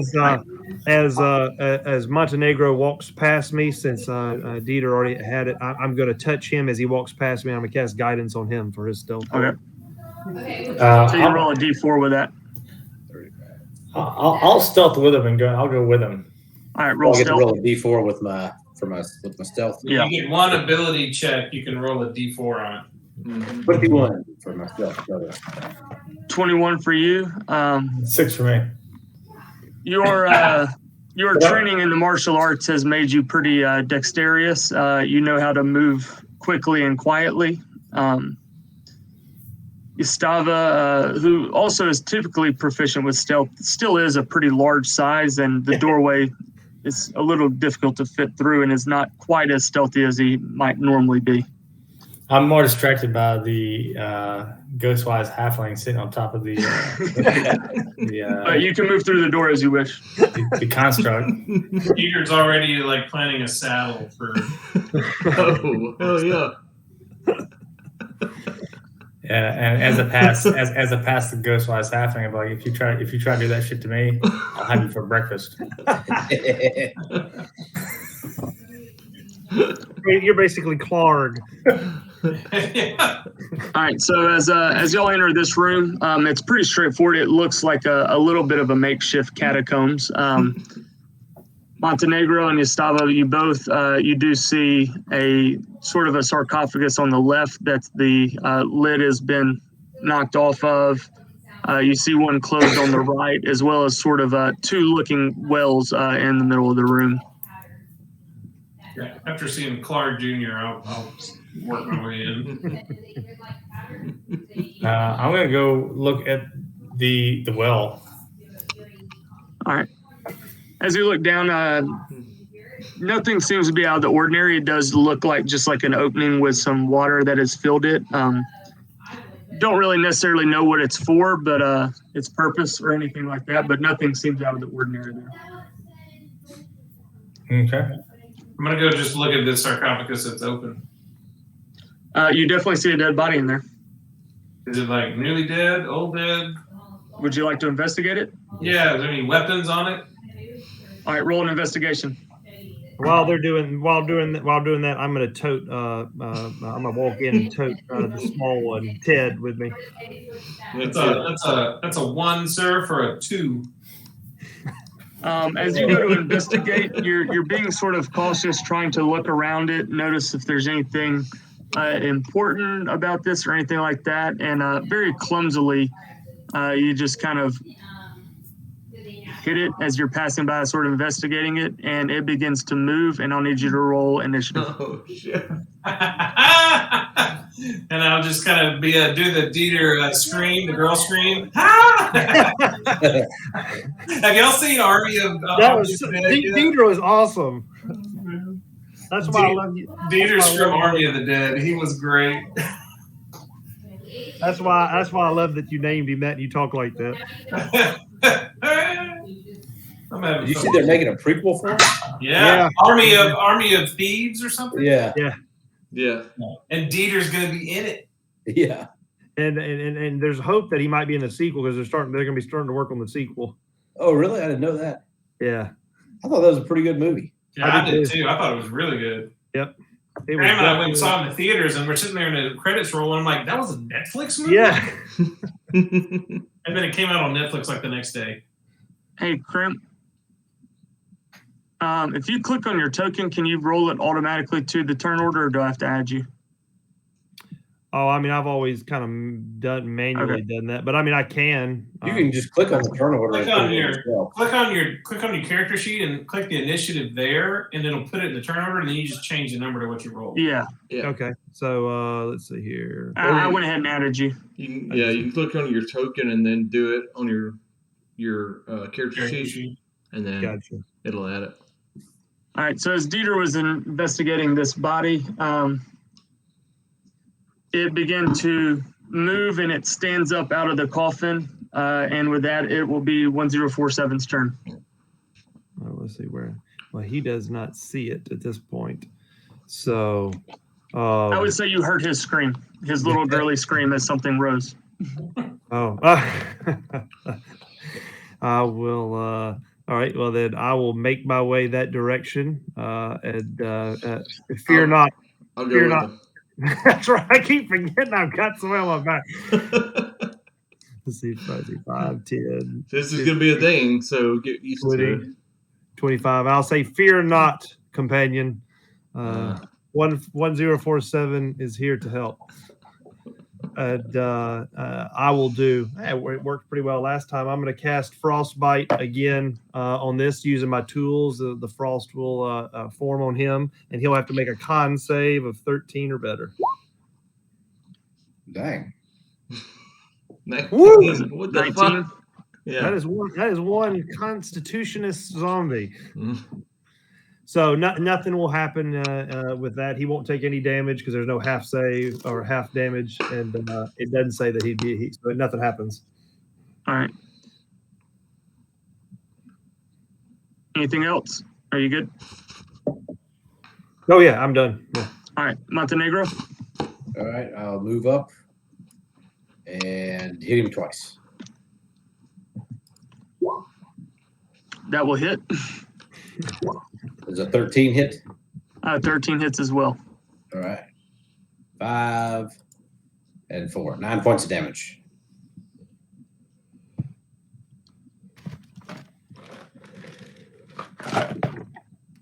All right, with that, it will be Estala's turn. I'm going to move 5, 10, and I'll make a attack.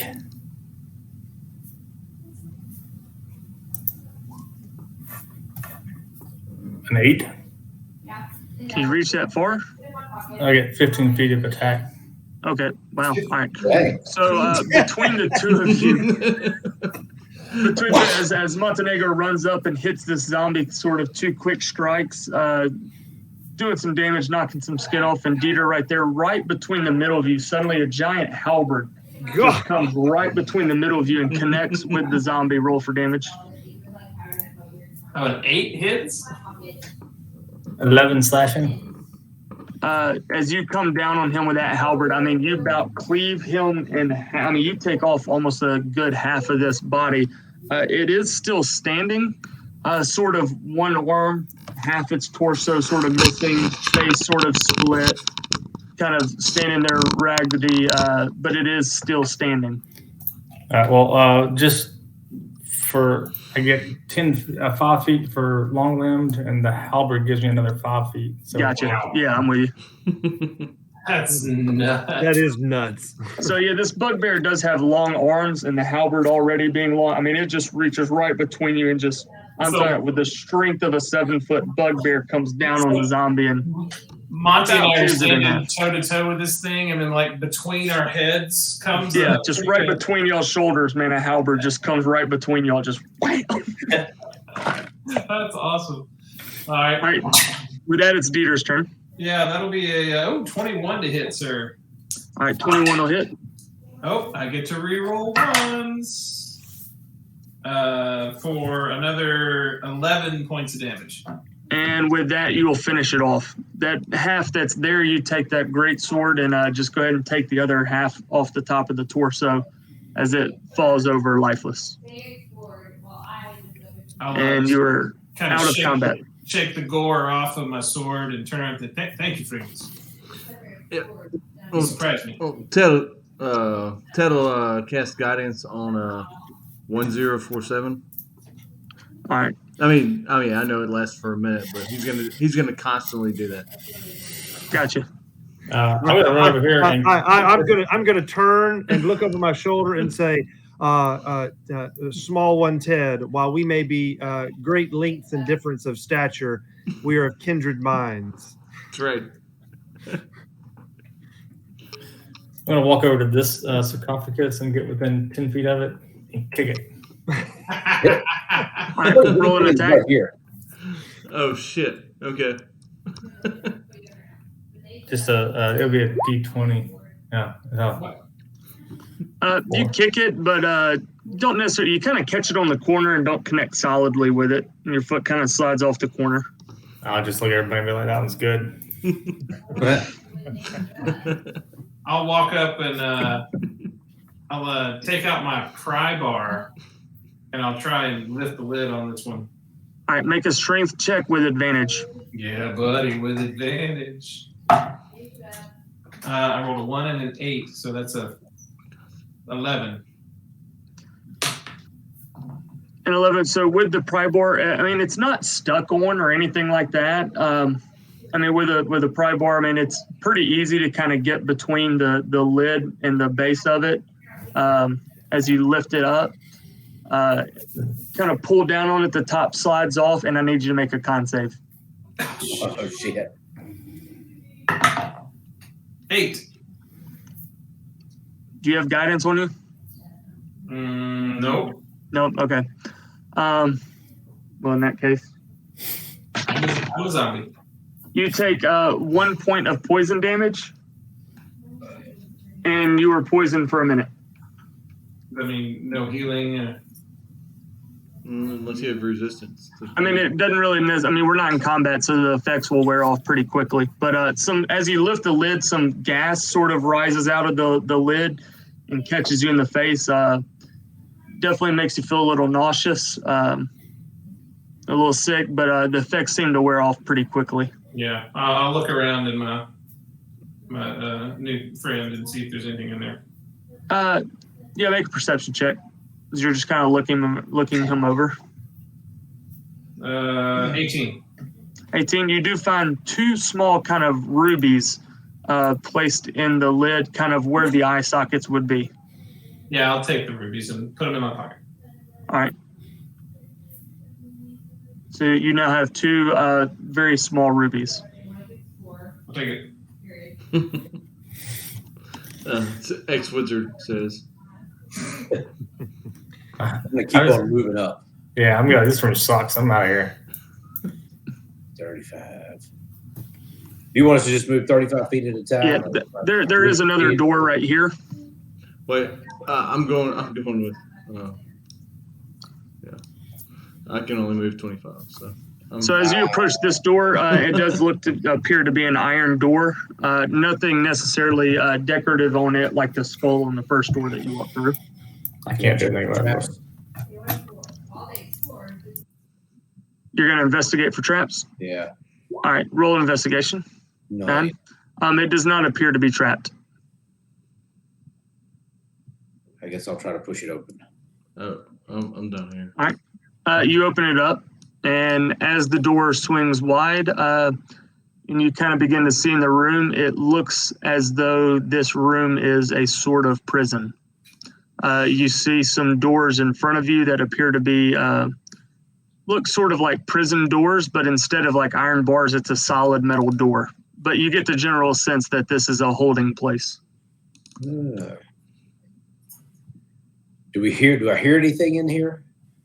Like, is there any prisoners screaming, moaning, scratching, clawing, gnashing of teeth? Make a perception check. Nope, you don't hear any noise or anything that would indicate somebody's behind any of these doors.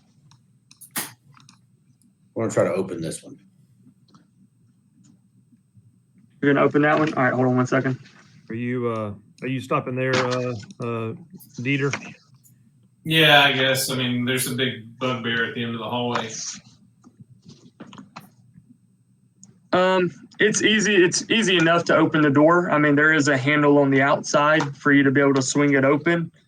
As you look inside, it appears to be a sort of empty cell, except for some blood stains on the floor, and you do notice a pair of manacles over in the corner. Are they attached to anything?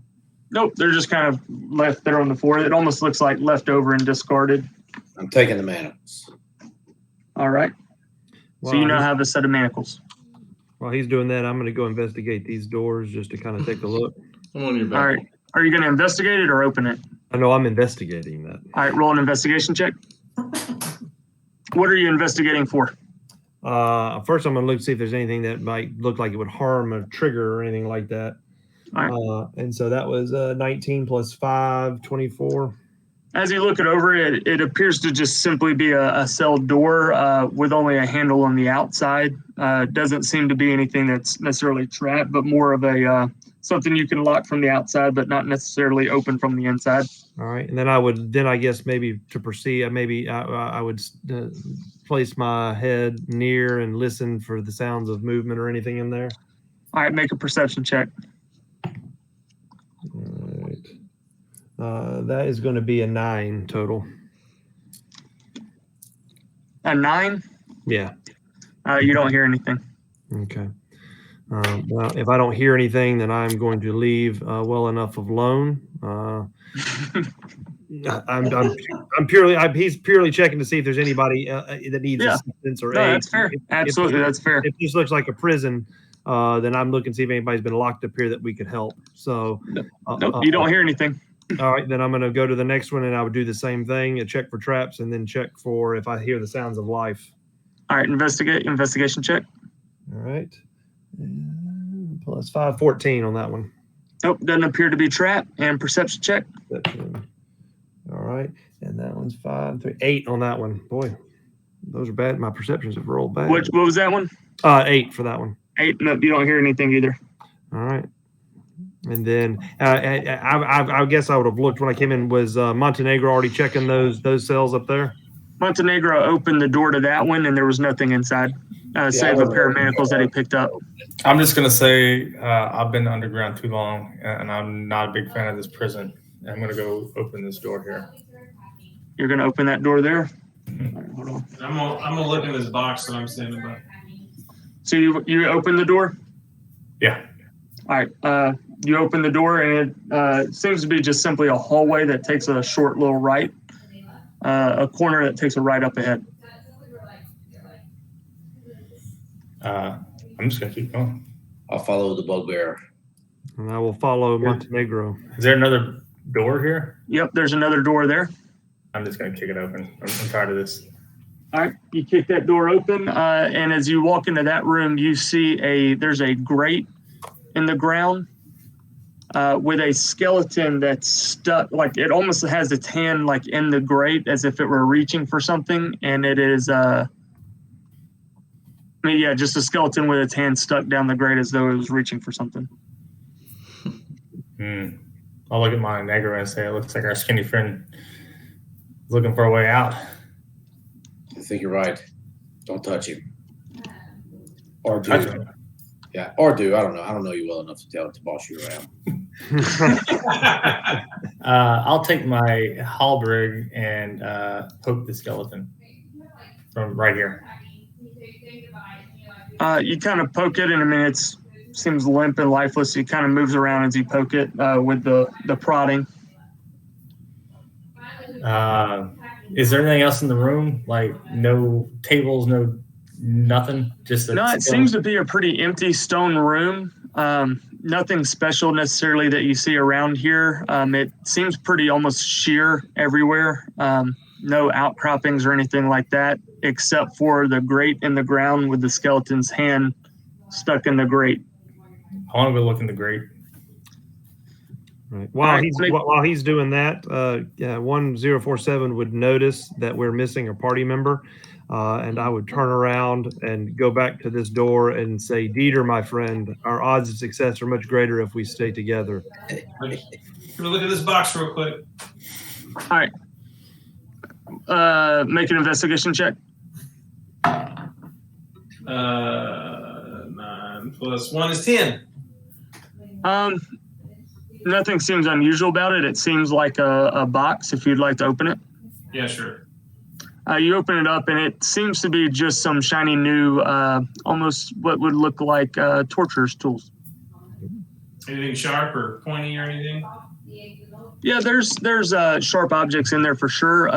I don't think there's anything that you would see that would necessarily fancy you as greater than your greatsword that you currently have. These would be much smaller objects, small, maybe precision tearing or cutting. Is it like big or is it little? Like, does it weigh a lot? It's very small. Yeah, I'll take them with me. Okay.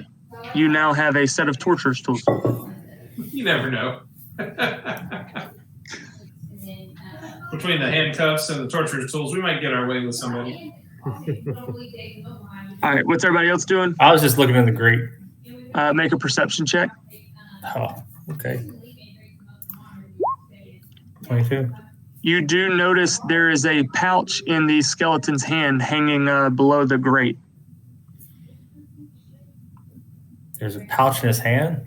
Yeah, so if you imagine there's a grate in the floor, and the skeleton's hand is reaching down into the grate, and sort of trapped in its hand is a like a leather pouch, like some sort of a bag that's holding something. I'm going to walk around to the skeleton and grab his forearm and rip it out of the grate. Make a dexterity check. Oh, yay. Dexterity check. Yeah, just a straight dexterity check. See how dexterous you can do this. I have a dexterity saving throw or a... So what's your dexterity modifier? My dex modifier is a 2. All right, so D20 plus 2. Yeah, you can just click the Yeah. dexterity button up there. Gotcha. 6. Yeah. So you grab the forearm and go to rip it out very quickly. And as you do, I mean, you straight rip the skeleton's forearm off, and the pouch hits the grate and sort of falls down to the bottom of the floor underneath the grate. So as he went to pull the skeleton, the arm out, the pouch hit the grate and fell back down as it dislodged from the skeleton's hand. I kind of just pick the arm up and wave at Monty and be like, I think there's a door over here. I'm gonna open this door. All right, hold on. All right, you open that door, and as you open it, you see a platform. So this whole area is a higher stage with stairs leading down to a lower area over here.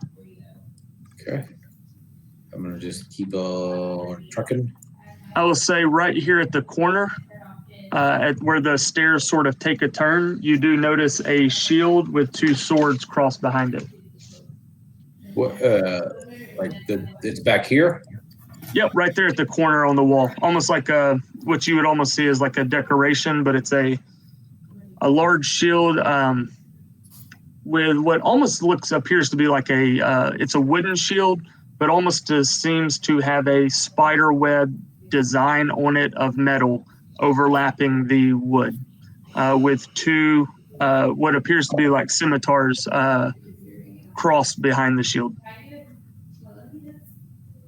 I will pass that on to. I don't know how do you say your name, Trevor? Yes, Stava. Yeah. Close Yes, enough. Hey, Ted, are you riding the metal horse still? Yeah, where's he at? I just He's checking. way up here. I'm gonna play rear guard, so I'm just gonna stay behind everybody. So if you're still riding the horse, you're up here. Yeah, and I'll keep pace. I'm just gonna kind of stay in the back. If you point the shield and scimitars out to me,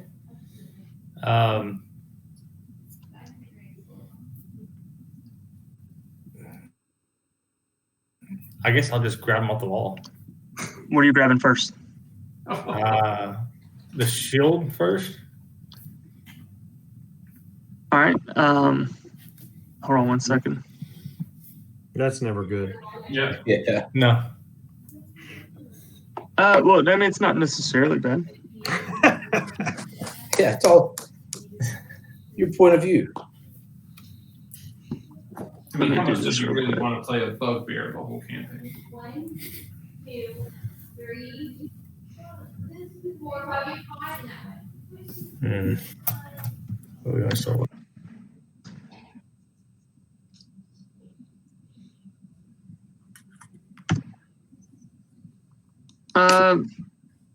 Does that pop up? Wait, There it there. is. Did that pop up? That's Oh. the shield that you see on the wall. Nice. I'll just sling it over my back and I mean, I wouldn't know any different. Hold on 1 second.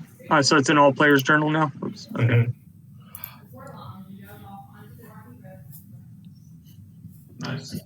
All right, and as you sling that over your back, suddenly you do notice the 2 swords seem to move and come to life, and everybody roll initiative. Glad I picked the sword.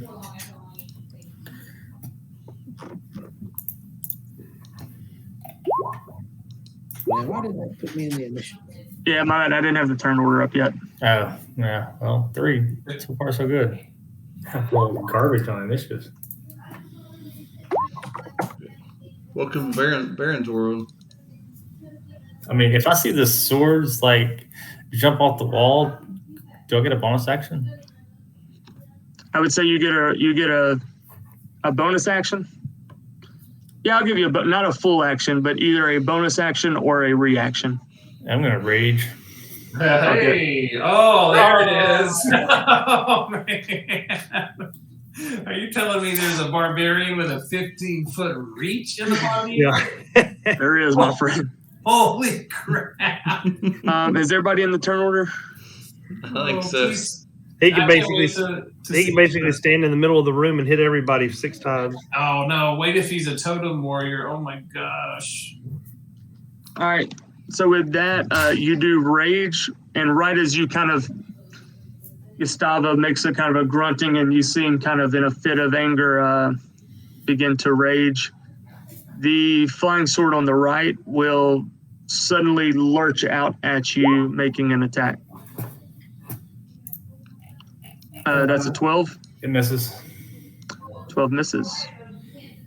And with that, it will be Ted's turn. All right.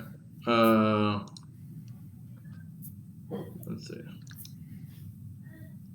Hmm? You get way more frustrated trying to learn it at home, though, when you don't have to. At least you have features and You got it set to description. You got to change the spell to attack if you want it to attack. Oh, shit. Sorry, it's a D20 plus 5. Yeah. Let me do this. Okay. In your on your spell sheet, you've got to change it to an output attack. Yeah. Well. Okay. If you want to roll for you. A 10 will miss. Okay. The sword is moving kind of rather quickly and erratically, and so as you go to whip at it, it's more nimble than you might expect.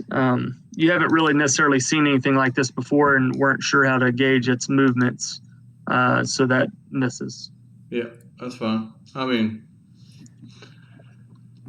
level 1. Anything else? Nope, that's it.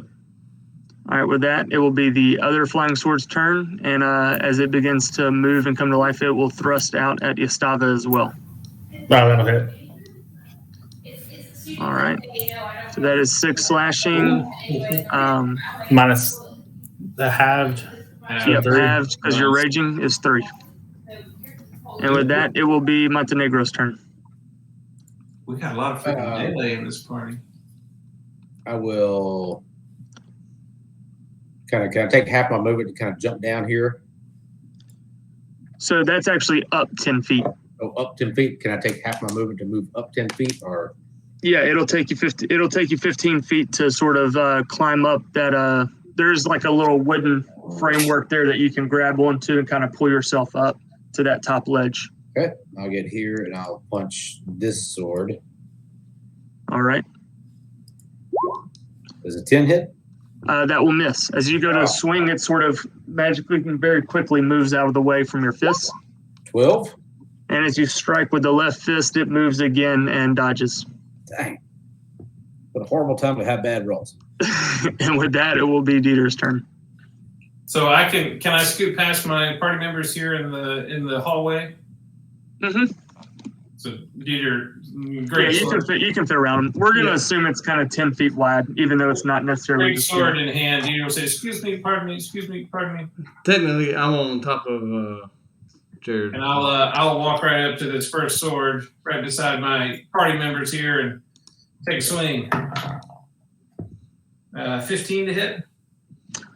As you swing with that great big lumbering long great sword, it just definitely moves out of the way as you swing right by it. Oh. Mm-hmm.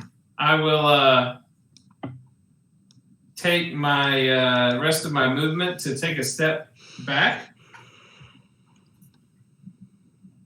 All right. Let's see if anything happens. Nope. Okay. Then I'll just stand there, sword in the hand. All right. With that, it'll be 1047's turn. Do I see any small objects laying around the room? Yes, there is some small rubble of crumbled bricks that have worn out over time on the ground. Perfect. All right. Any of them within 60 feet of me?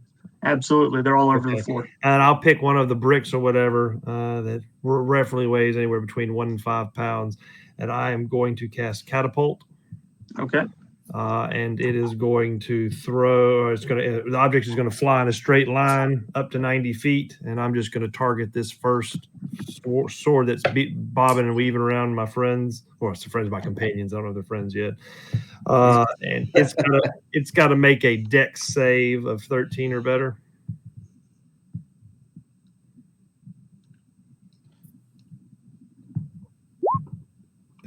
Oh, these swords are the real deal. All right.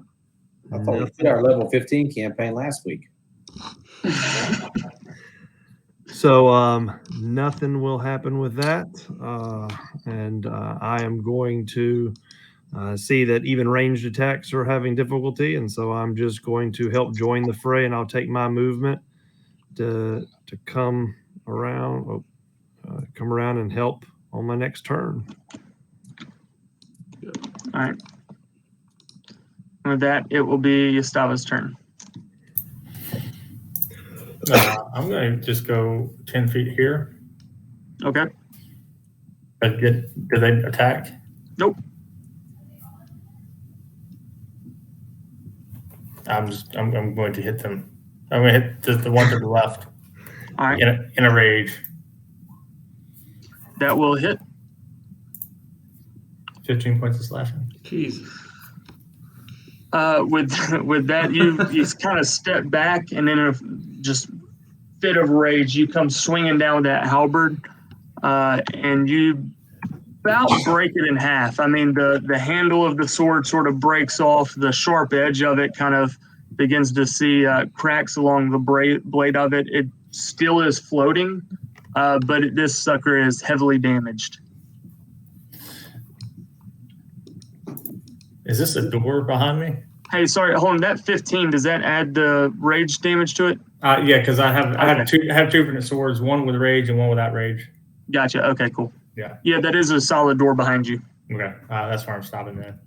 I'll see how this plays out. All right. Then the flying sword on the right, it'll be its turn, and it will make a quick thrust at the one standing in front of it, which is Montenegro. Oh, it's a crit. Oh, That is a crit for 12 damage. Well, I'm down. You down? Yeah. And the one goes down. This sort of stabs right through the chest. You sort of lose your breath. Blood begins to pour, and you sort of collapse and fall over. Damn. And with that, it'll be Ted's turn. All right. Well, Ted's, I guess, gonna hop off, and if you're down, I'm gonna give you a good berry.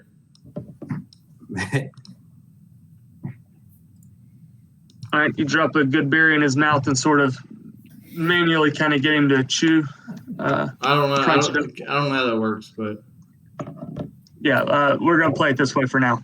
You kind of drop a good berry in his mouth and assist in the chewing and breaking the berry up with his teeth as the magical energy begins to sort of be absorbed in the mouth. And You just do the Montenegro's thing where you shove it all the way down the back of his throat. Yeah. I'd say breaking the berries enough to begin the sort of magically infused fruit in Montenegro's mouth. And you see his eyes just sort of open up.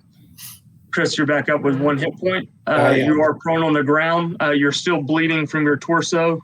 You feel like maybe a lung is punctured, but you are conscious. Yeah. If you can force somebody to drink a potion, you can make them eat a good berry, I think. Yeah. okay. Yeah, and So I would say, as the basic rule, potion or a good berry for yourself, bonus action. Getting another one to use it is a full action. So you do still have a bonus action if you have anything available. I got it. Fuck all. I was just trying to get him back to 1. Yeah, so I guess I used like 5 feet of action movement, or 10 maybe.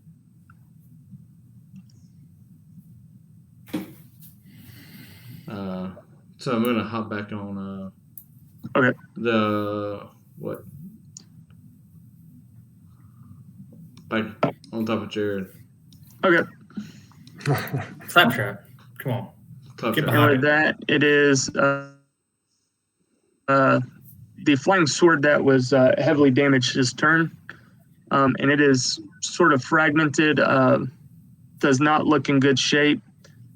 And as you see it, it sort of moves around erratically, trying to almost keep itself levitating in a sense, but does not move and does not seem to do anything else.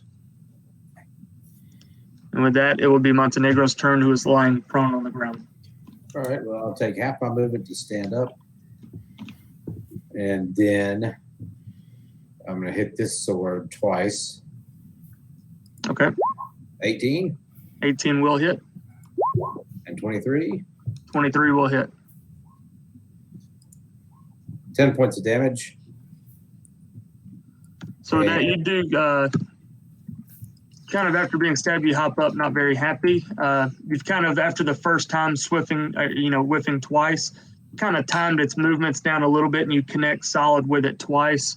You definitely begin to see the cracks form in the blade from the blows that you've landed on it, but it is still moving and floating and hovering, ready to attack. And I'm gonna move right over here. All right. And with that, it will be Dieter's turn.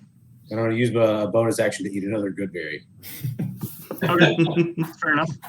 Dieter will step back forward and take a swing with his great sword. You have 3 good berries left, Ted. 14 plus 5, 19 to hit. 19 will hit. Hey, double sixes for 15 points of damage. And with that, you bring that great sword around, swinging. The cracks in it from Montenegro hitting it kind of threw off the timing of its movements. Doesn't seem to be flowing or swaying quite as fluidly or quickly as it was. And so you come down connecting with it with the great sword, and you snap it in half where those cracks were formed. It shatters and falls on the ground in pieces. Remaining movement, I'll step forward next to the remaining one. All right. Anything else? No, that's it. And with that, it is 1047's turn. All right. I am going to turn. What are we doing? What are we doing? I'm going to turn and face Montenegro and say, ally, you appear to be in need of assistance, and I will touch him and I will cast Cure Wounds. Nice. And he was going to get 1d8 plus my spell casting modifier, 4 plus, I think it's 5, but let me make sure. Yep, 4 plus 5, so he'll get 9 points of health back. Nice. So is that as you have your tools in hand and begin to utter some phrases and make some movements, out of the tools you have in hand appears to flow some magical energy, and Montenegro's wound in his chest begins to heal up, and he can take a full breath without feeling resisted or not being able to breathe as it begins to magically heal. Mm-hmm. And with that, it will be Gustav's turn. You got I'm going to take my movement, and I'm going to step in front of him to shield him as he kind of gets his wind back, and I'll raise my spear in readiness to protect him. Gotcha. You are also 10 feet above him at this point. All right, with that, it'll be Gustav's turn. I'll just look at Monty, be like, hey, how cold's that floor? And I'll swing in a rage at the sword. 22 will hit. 11 points. And with that, I mean, you have learned quickly its movements, and all of a sudden, with the damage from the first one, it doesn't seem to be moving much. It's pretty much an easy target, and you smash it in half as it falls to the ground. Oh, they were kind of like twins together, more powerful together. No, 22 hit. He was, after that first hit, he was only down to 2. That's why I asked about the rage, because I was like, if I didn't count the 2 for the rage, he would have been dead in 1 hit. I'll still be that the floor is a lot warmer now that I warmed it up with my blood. It's about 98.6. I'll turn. Still in a rage. I'll turn and kick the door open behind me. All right, you kick the door open. Whoa, hang on. Okay.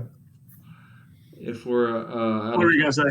I mean, if we're out of combat, I can create 10 more good berries for the fuck is your name? Monty? So Goodberry, that takes up a spell slot, right? That's first level? Mm-hmm. Or is it cantrip? No, it's a first level spell slot. Okay. All right, well, if you want to cast it, you can cast it. Yep. I would like to. And I would All have right, I would have 14 I would have 14 of them at this point. All right. As you begin to utter the words and make your symbols to form, suddenly 10 more good berries sort of appear out of your hand, Right as they begin to form in your hand, Yastava just kicks the door open in front of him, and as the door swings open, you do see two ghouls standing in the hallway. And I'll need everybody to roll initiative again. Oh, give me a high one. I need it. Oh, let me clear the turn order. There you go. Oh, bad initiative. So we're in initiative. So. Ooh, I got a good one. All right. Oh, crap.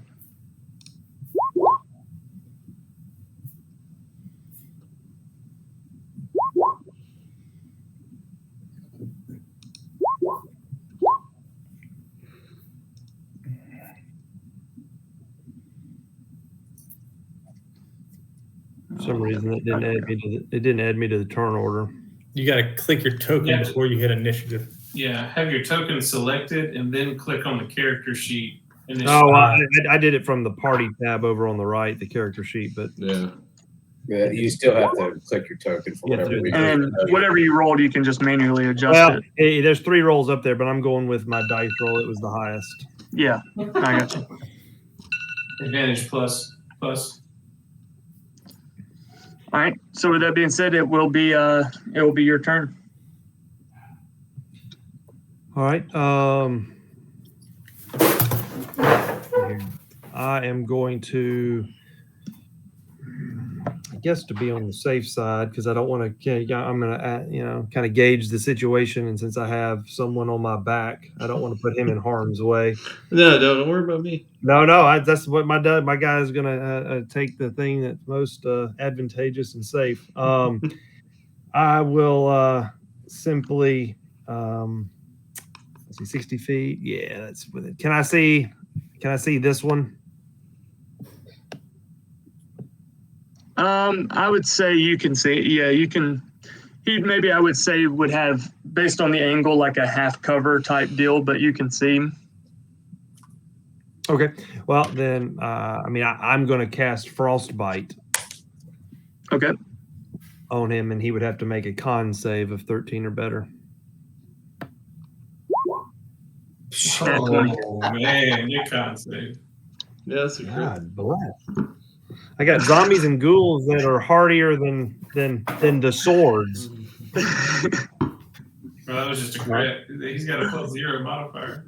Yeah. So, well, I will. I will cast this, and I'll notice that the frost does not take to their bones or whatever flesh that they are, and I will wonder why these undead creatures are so resistant to my frost.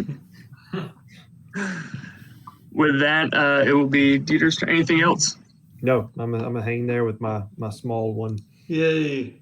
Yeah. Dieter's gonna charge forward, sword in hand, and run up to the closest one and take a swing. All right. As soon as you enter into the room, oh, good. I need you to make a con save. Oh no! As you enter the room, you breathe in a sort of a gas that seems to be sitting in the room that fills your lung. What was your con save? 17. 17. Well, it definitely doesn't seem like normal air. Doesn't seem to necessarily affect you at this moment. I'll just kind of cough a little bit and take my swing. All right. Dirty 20. That'll hit.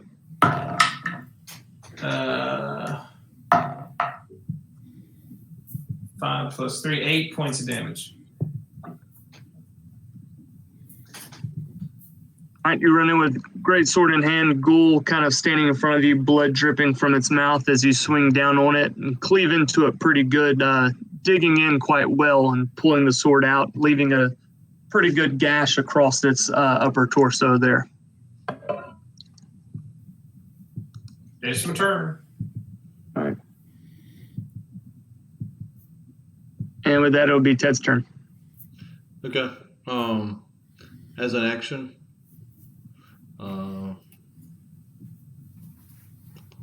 I'm gonna cast. Well, let's see.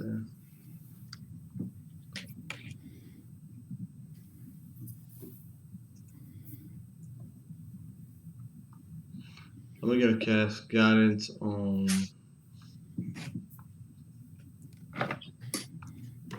1047 and hop, Okay. and hop off.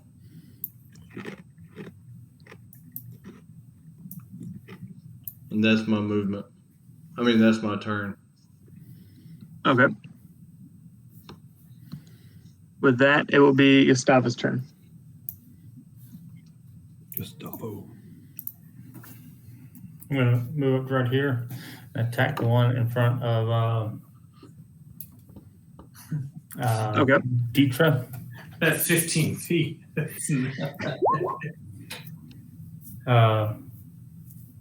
The 10 to hit. A 10 will just miss. Okay. I would say he's maybe just a tad bit further than you actually kind of gauged, and so when you swung, you came up just short of where he was standing. Okay. Well, I'm gonna. I use 5 feet. I'm gonna move up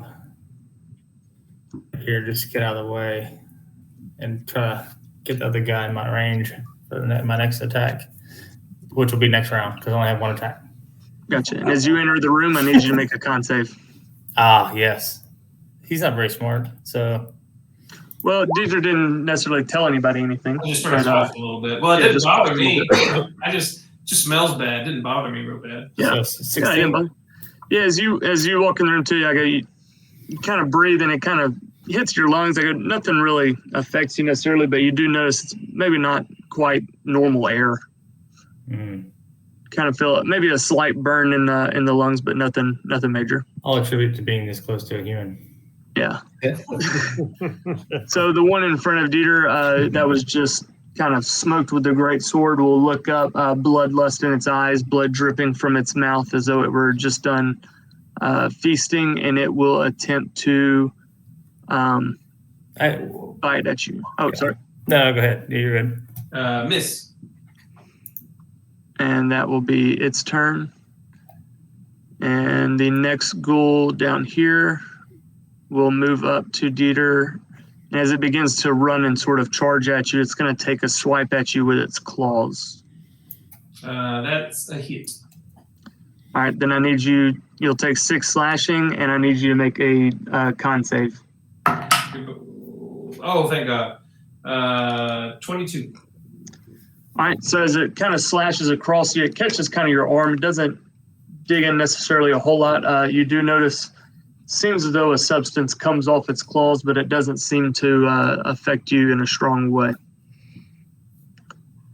And with that, it will be Montenegro's turn. All right.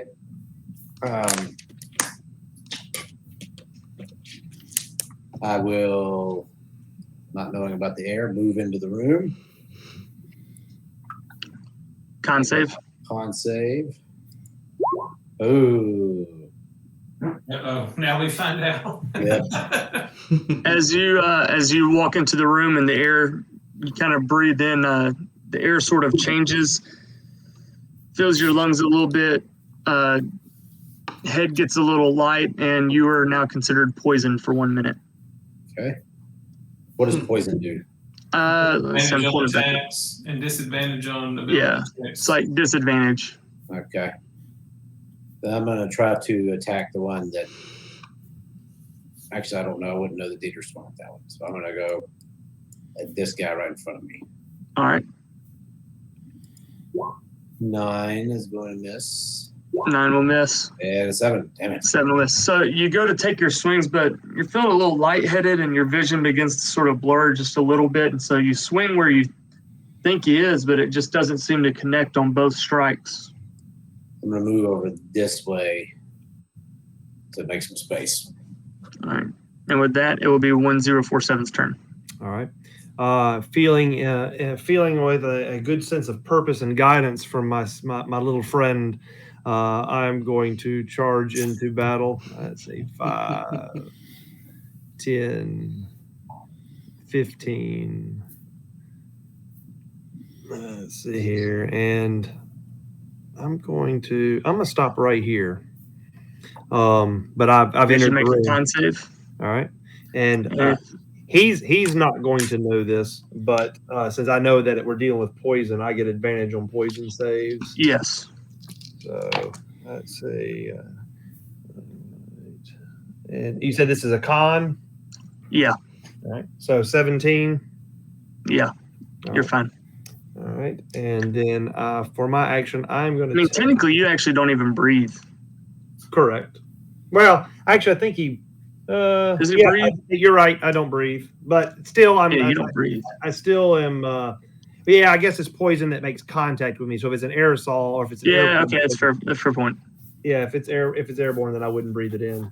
And then I'm going to take my spear and I'm going to throw it at the one in front of Dieter.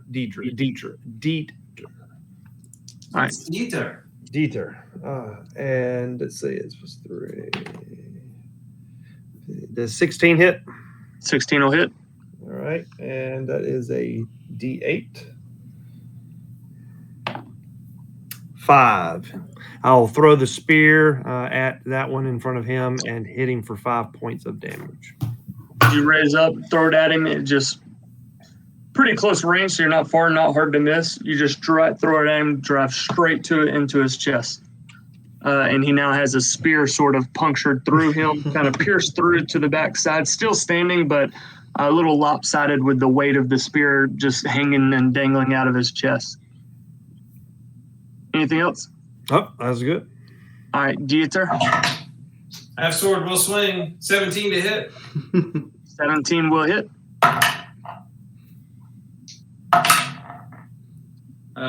For 10 more points of damage.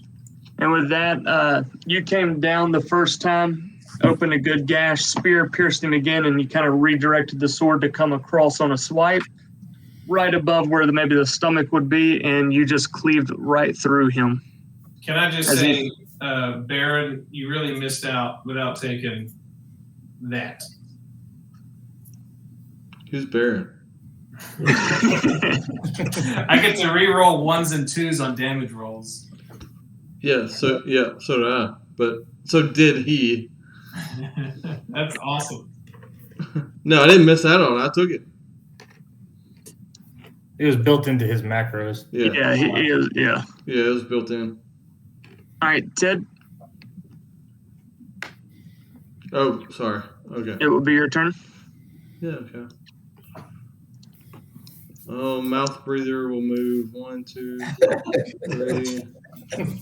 And he has Yeah, you can fit between anybody yeah. and Right, everybody. he can actually probably walk under my leg. he has He's considered tiny and has a nimble feature. halfling nimbleness. Yeah. So That's true. Like, it doesn't even cost extra movement. You just run through people. he's gonna stand between. I wish y'all had names. Anyway, he's gonna stand between y'all, and what's he gonna do?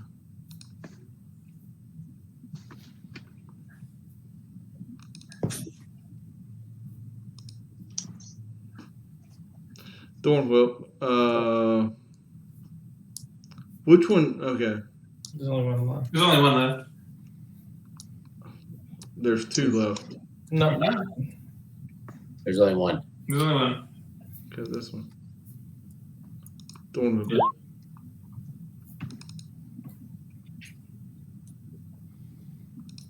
It's an attack roll. Well, let me figure that out.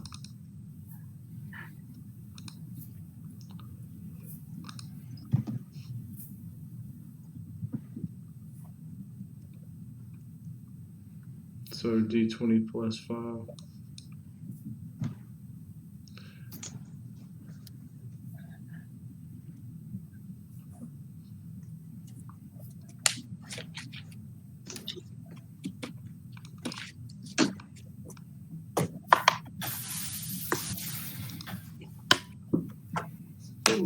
Oh, what's the D100?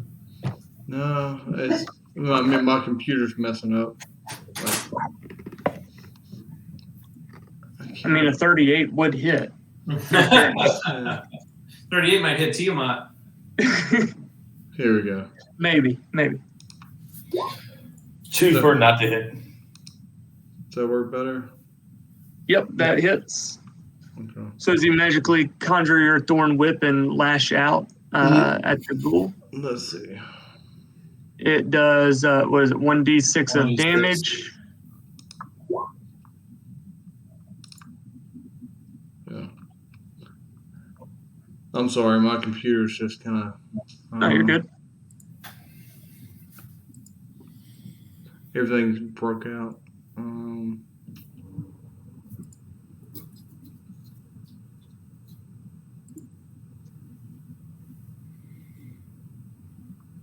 It's 30 feet, so I made that.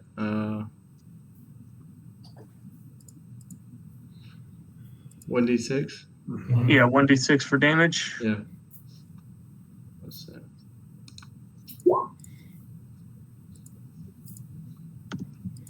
If y'all see that. I don't know. Yes, 5. Yes, got that. Do you want it to be moved 10 feet closer to you or not? Yes. All right, so it will be pulled 10 feet closer to you. And where are you at? Are you behind Gustavo? Yeah. Or 1047? He's behind Claptrap, yeah. Yeah. Or underneath him. Underneath him? All right. So as you throw out your thorn whip, it wraps around the ghoul. The thorns sort of puncture through its skin, kind of causing some damage as you pull it closer to 1047 and Gustavo's turn. I'm going to hit him. I'm gonna hit him. That will hit. 13 points. As he's kind of wrapped up in the thorn, pull it closer. Oh no! Oh no! No! What happened? Oh, we lost Trevor too. I was pretty fast. Did he show back up? No. You don't. You died. There he is. There I he go is. there. Okay, I was like I just lost half of you. We lost all of you. Yep. Yeah. I was just going to say, so as he was pulled forward by the whip, almost like a baseball bat, you take the halberd right across on a broad swing, catching him right in the chest, digging deep into him, taking a big chunk of that midsection out. He is standing perhaps by being held up by the whip and the halberd, looking a little lifeless, but yet still standing. I can't move, can I? I'm kind of boxed in here. So I'm just going to... You can slide by your teammates. Oh. So I'm going to 5. Stuck him. 5, 10, 20. All right. Right there. All right. And it will be the ghoul's turn. Standing looking at a warforged quadruped in front of him and a halfling standing underneath it, a little confused, bleeding, not sure what's going on, almost in a rage. It's just going to lash out at the biggest thing in front of him, which is 1047 with his claws. Nope. As he streaks out easily, moving slow from the wound, you're easily able to put your shield up and take it without a problem. And with that, it will be Montenegro's turn. Yeah, he took an attack. Yes. I would like to attack him. All right. Nice. You already have Sentinel? Yeah. Variant human. 13 to hit. Oh, variant human. 13 will hit. I rolled another one. 8 more points of damage. And with that, you will finish off the ghoul and drop him dead. Nice. And you are out of combat. Yeah, I'm gonna hop back on R2D2 over here. I will. I walk over and say, Hold up. I need everybody to make a con save. "Oh, Oh shit! oh no." Jeez. Is this for poison? Yeah. I just need to know whether to roll a second D20 because Yeah, no, I got you. that one wasn't good. You said con save? Better. Yeah. Okay. All right. First one was an 8. Second one's a 20. Montenegro and Ted, you both are still feeling a little lightheaded and dizzy. Both of y'all are considered poisoned for 1 minute. Okay. All right. I'm going to walk over to this heap of flesh over here next to Gustavo, and I'm going to drag my spear out of it and kind shake off the bits. There you go. You have reclaimed your spear. I'm going to open this door right here. All right. Hold on 1 second. Dude, Brock, you might have the greatest picture. I know, right? Like, did you find that, or did you somehow de-age one of him? Really? Because it almost No, it was online. That's awesome. The door is locked. Can I check it for traps? Yeah, you can make an investigation check. 11. Doesn't appear to be trapped. I mean, you pulled on it pretty good. Nothing happened when you pulled on it. It just is locked. I'd like to. Did he? Well, I'll take it back. I wouldn't know. Did he mention that to anybody? No, he hadn't said anything. Okay. But now I will tell people that the door is locked. I don't think it's trapped. Cool. I can pick it, but I don't have any thieves' tools. I was going to say, allow me to make an attempt. I can't guarantee success, but I have a high probability of getting the door open. While they're fiddling with the door, I'll turn to the small halfling and say, you're the one who heals people? Bro, yeah, I can help people. I'll just kind of wipe some bloody spittle from the side of my mouth. How much do you need healing? He's basically like a berry crack dealer. Hey, I'm not even joking. I think that might be one of the most handy things that'll happen in this campaign. He's going to be like, your first berry's free. Yeah. Jonesing for some berries. I'll give him 10 berries. Oh, I'll give a couple back. Well, I'll let you, Jamie. You tell me. Do I know exactly how hurt I am? No, but I would say maybe once you feel like yourself, you would give the remainder in your hand back. Yeah, you would say, you know what? I feel good. I have 15. I'll hand him 3 of his berries back. Okay, so I have 7 now. Okay, so let me. 8, one thing sorry. I forgot to mention earlier. When I mentioned the rules, I was laxing on a little bit about more attunement slots and some of that. I failed to mention what I'm going to be a little bit more stricter on once we're in the jungle, but that is eating, sleeping, storage, and donning and doffing armor at night. I'm sure I'm glad I don't have to do any of that. Yeah, Dieter's in trouble, y'all. He's sleeping in his armor. When I say those good berries and food might be one of the most valuable spells in this game.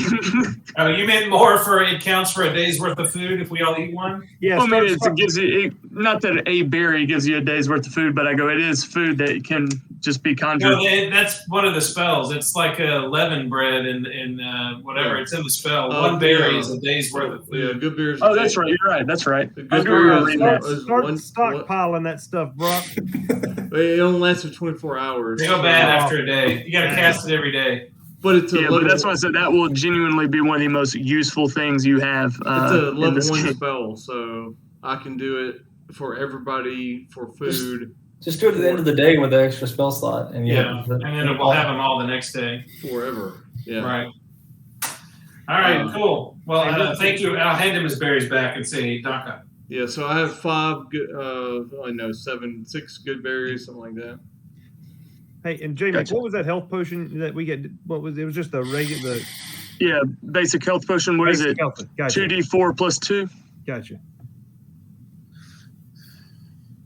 I believe that's what it is, right? 2d4 plus 2. Yeah. And then 4 and then 6, right?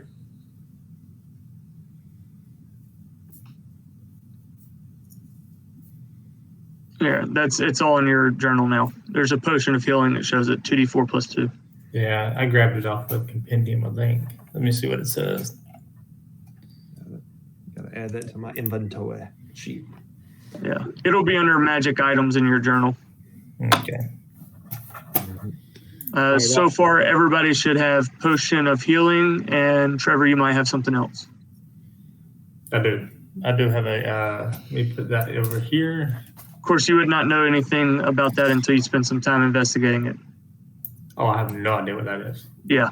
All right, so what's everybody doing? I may never know what that is. Well, you can if you ask, maybe. Where's Kara can identify source detect magic? Right. Exactly. over at this door, while they're eating berries and having an afternoon snack, I'm going to pull out. I'm going to pull out some thieves' tools that I am proficient with, and I'm going to go to work on this door and see if I can get it open. All right, make a straight dexterity check with advantage since you have thieves' tool. And would I? That's a 6. That's no good. That's a 13. Would I add my proficiency bonus to that? Yes. All Are right. you proficient with thieves' tools? I am. Then yes. 13 plus 2, so 15. It takes you a moment kind of playing around with the locks, but you do manage to hear the bolt unlock on the door. Wait, can I be on his back? I mean, If you want to. I would love to. You want to crawl back up on him? Okay. And when I hear the tumblers pop to the door, I will simply reach out my arm and open it. And then I will look to my monk friend and say, your entrance has been approved. I will go in. All right, so as you walk through the door, it is a pretty small room. There doesn't seem to be a lot in this room except for the 3 features that are prominent in the middle of the room in front of you. Directly in front of you, it appears to be almost like a stone obelisk. On one side, then there's an iron chest right in the middle, and then another stone obelisk on the right side of the iron chest.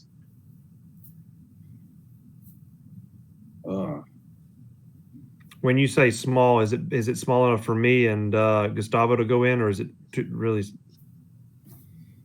Because we're pushing 7 feet. No, you can fit through the doorway. I meant the room in general it's not a very large room. Gotcha. I meant the room is pretty. It's not a very big room. It's pretty small in size, but there are only 3 sort of features in that room. I will kind of follow the 2 of them in there. I want to check the with me. check this thing for traps. What are you checking? The iron chest. Would you roll 14? 14. With a 14, make an Arcana check. Hey, boy. 9. 9. Can I assist him? As you sort of investigate the chest, you don't believe the chest is trapped. You do get a sense that there is maybe a connection between the chest and the 2 stone obelisks. Mm-hmm. I will pass that on to everybody. Think there's something going on with the obelisk. Can I make an Arcana check? And now that he's passed Absolutely. All right, 15 plus 3, 18. 18. You definitely are able to ascertain that there is a magical trap here. Hey. And that there is danger, Will Robinson, danger! I will work it off. I would say you quickly realize nobody should touch anything at the moment, because as soon as they do, these towers will begin to shoot bolts of lightning. I will simply relay that to them and say the best course of action is to not manipulate anything in this room for fear of electrical entanglement. I will say also, based off the maybe sort of the glyphs that you see kind of carved in between the chest and the stone towers, you do realize there's 2 ways to possibly disable this trap. One is to destroy the obelisks themselves. The second is perhaps there might be even a sort of a button to deactivate them. Ooh, perception?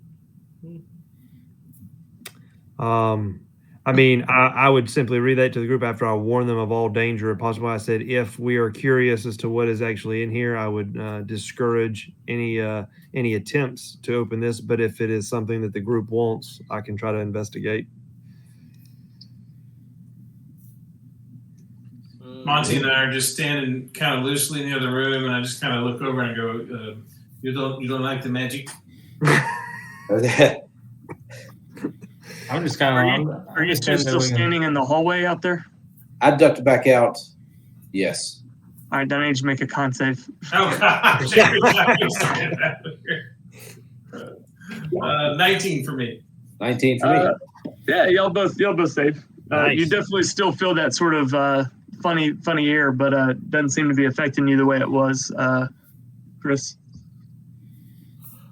My perception was 16. 16. You are able to find a button on one of the obelisks. On one or both? Just one? One at a time. Yeah, okay. I'll punch it. All right. So you believe that one is deactivated? Yep. I will say, as you go and you touch that button, you do see almost like a sense of, even though it's stone, stone bricks stacked together forming this object, it almost seems as if the cracks themselves grow darker, as if something powered down. But at the same time you see that power down, suddenly another form appears in front of you. And with that, we will be back in the turn order. I will simply say before we go to that, small one, I said be careful. I just punched a button. I don't know. Initiative, I guess, huh? Yep, initiative. I guess it's been longer than a minute. Yeah, this would be longer than a minute.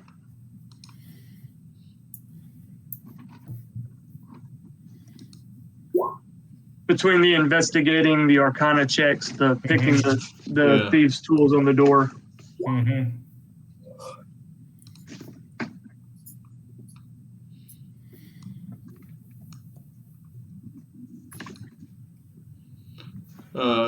Can I use my movement to get back on my mount? Not yet. No, this sort of surprised you almost. The specter appearing kind of seemingly coming out of absolutely nowhere caught you all off guard. No, that's fair. You stuck a fork in the socket. That's fair. Although you do get to go first, so. Yeah. Yeah, I'm going to work on this guy for a second.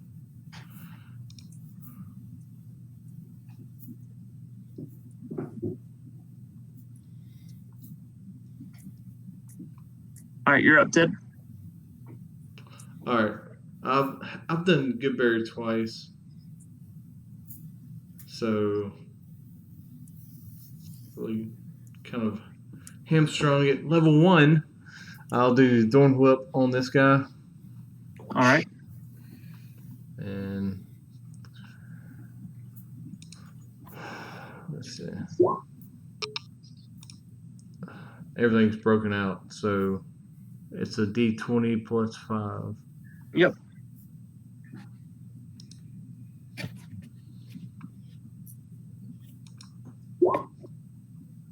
That will hit. So roll a D6.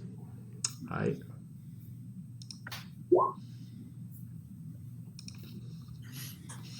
Caster damage. I know, right? Would you like to pull it 10 feet closer? Yes, I would. So as you In melee with you. as you throw out the it will not be a melee with me, I promise. I mean, this is sort of a almost ethereal type creature that stands in front of you. So although the thorn whip does wrap around it, doesn't seem to affect it necessarily the same way it would a corporal being, as it is sort of pull forward. It's almost an oddity how you can both touch something and not touch something. I know, I understand. And I'm gonna. And with that, it will be 1047's turn. Oh well, no, I got movement. Oh, you got movement? I thought you got on the back. My bad.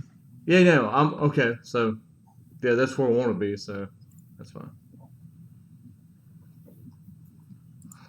So you mounted your steed? I mounted my steed. All right. I'll pull out my Tinker's tools, and I will make the same motions again, hoping that I don't fire a blank this time, and I will attempt to hit this thing with frostbite, so it will need to make a con save. It was 13 or better. Damn! Whoa, man! Every Jeez. time. That's crazy.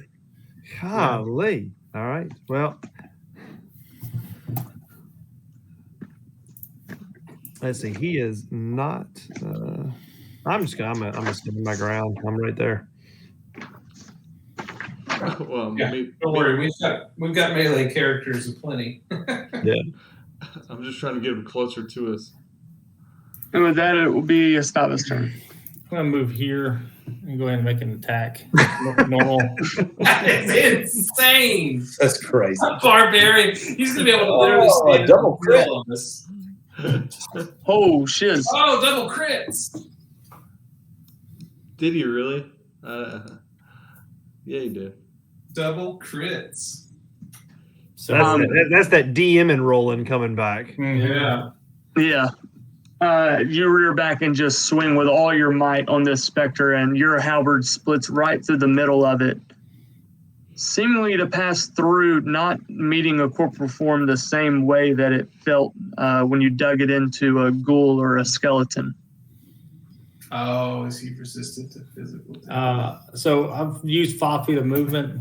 I'm going to use the other movement and talk just real quick and be like, oh, there's something in there. It's not normal. I don't like it. I don't like it. I like the intelligence of the party as a whole. It's bad. It's like a party full of droots, man. Yeah. My intelligence is a 9, I'm not going to lie. Yeah, mine's worse. So All right, with that, it is Montenegro's turn. All right. And you are not poisoned at this moment. Nope. I'm gonna run on in here. I'm gonna get right here and hit him twice. I'm trying to figure out at some point your fists are considered magical weapons, but I don't. Level 5, I believe. Yeah, it's not now. Well, that answers that. So I'm gonna try to hit him twice. Yeah, you better kill all of us before level 5. That's no good. Hey, And Crit. Crit. 7 Nice. points of damage. That's Or- that's 10 plus Should be 2. 10, I guess 10 if we're just doubling the dice. Yeah. So that's 12. Well, it's Needs to rolled be a 10. 2 on the dice. Let me see. Well, no, that's right. Yeah, it's 5 plus. No, it'd be 4. It'd be 11. So there's 2 ways you can roll crits. The way that auto rolled a second damage die. If you want to double your first die, we can do it that way. I didn't know that. actually going to come out to be the exact same thing because I rolled. That plus 2 is the crit, but you rolled a 2 Yeah. on the first dice. So Yeah, it's the so it'd same. be 2. So it'd be 7. It'd be 7 either way. Oh, I see what you're saying because it didn't add the dex damage to it. Yeah. Gotcha. If you hover over it, it'll tell you what he actually rolled. Yeah, I see what you're saying. Yeah. I got it. All right, so either way, it's the same. You strike. I mean, you come up and you punch right through the spectre twice, and your fists connect both times, but met with very little resistance. You both feel it and don't feel it when you punch. Mm-hmm. I mean, you definitely connect, but it doesn't feel quite the same. And with that, it will be Dieter's turn. Yeah, Dieter charges forward and gonna go for some flanking, maybe, Okay. and take a swing with advantage. Yep. 21 to hit. 21 will hit. 7 plus 3 is 10 points of damage. 10 points of damage. And with that, as you slice through, again, your sword both hitting and not hitting at the same time, yet the specter seems to dissipate in front of you. Whew. I got it. I'll raise my sword up. And you are out of combat. Nice. Oh, I'll come down here and do a perception check to see if I can't find the other button. All right. And you absolutely find it immediately and turn it off. I'll see him reaching for the button, and I'll just hold my sword at the ready. Yeah. I was actually wondering if anybody was going to remember to turn the other tower off because I was like, as soon as they touch this thing, you're going to get lit up. Can you imagine if one of us got fried opening the chest? Yeah. But genuinely, I thought they're going to forget to turn off the second tower, man, and somebody's going to go for that chest and get lit up with lightning. No, well, I'm glad Chris was here because I would Glad he definitely- remembered that. Yeah, because I'm the dum-dum here. So that's that. Can I try to open the chest? You can. And you do, easily. And as you open it up, you do see at the bottom of this chest, there is a sort of pile of gold covering the bottom of the chest, kind of just dispersed across the bottom. You do notice 3 pieces of paper or parchment that's sort of rolled up on top of this pile of gold, and sitting in the middle of the chest does appear to be a book that seems to be bound in human flesh. Oh. Well, I will grab the book and tell everybody about the gold. And what else did you say? Book, gold, something else? There appeared to be 3 pieces of parchment that were rolled up and sort of tied off together, or tied off Yeah, the parchment. to keep it rolled up.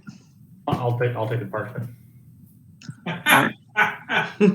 So you swipe the parchment. How much gold are we talking about? We're talking about 200 gold pieces worth. Oh, So everybody grab 50 pieces. Let's get the hell out of here. 40 pieces. That's what I'm trying to tell you. 40 pieces.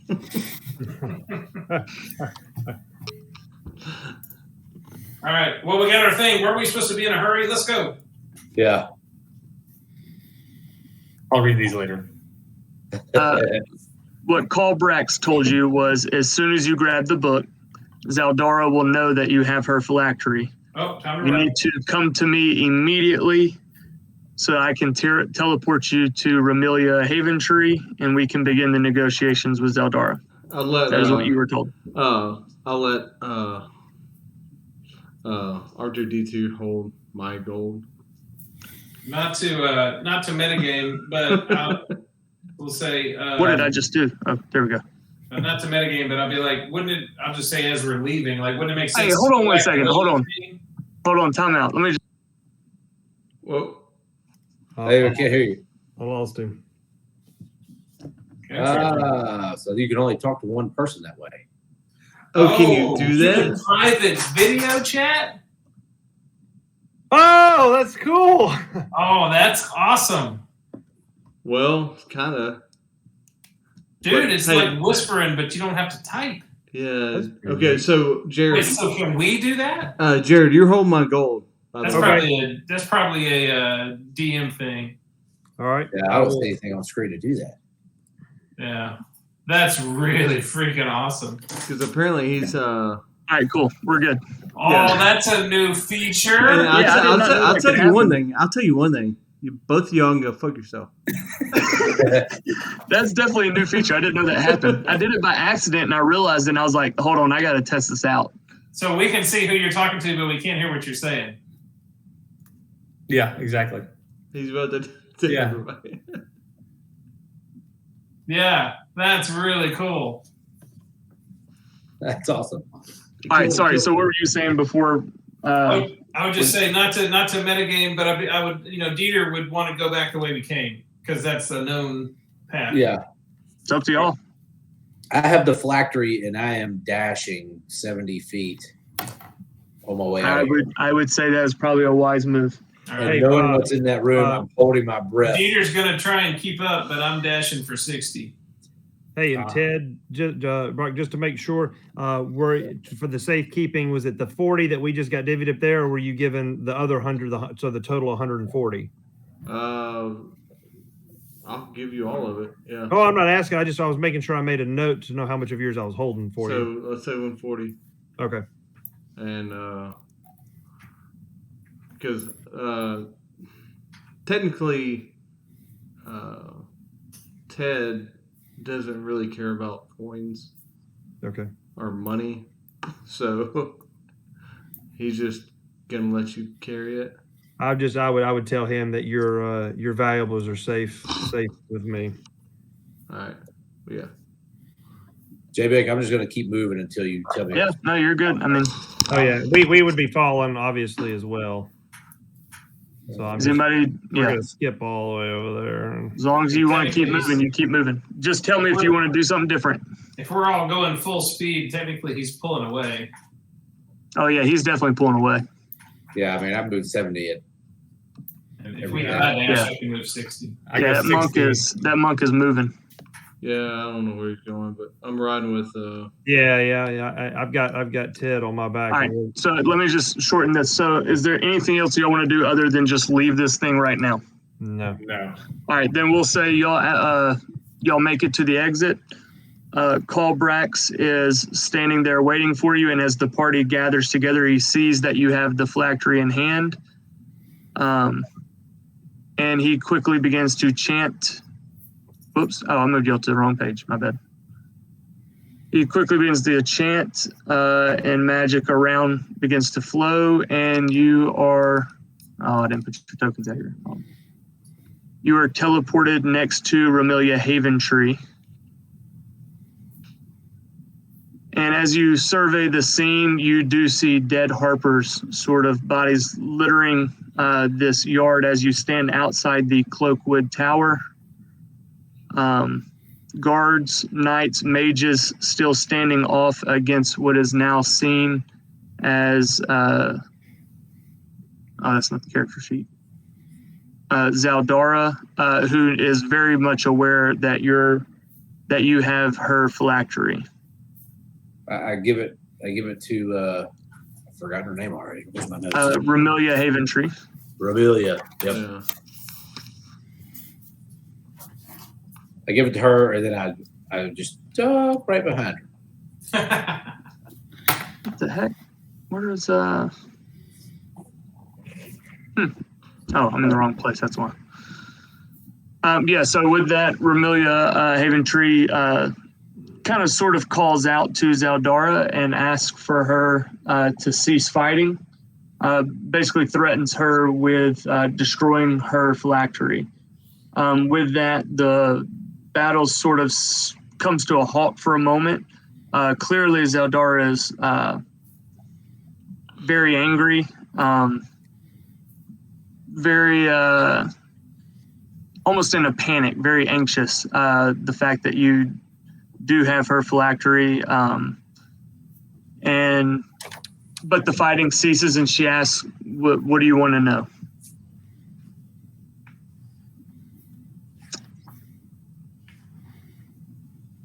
So that is Eldara.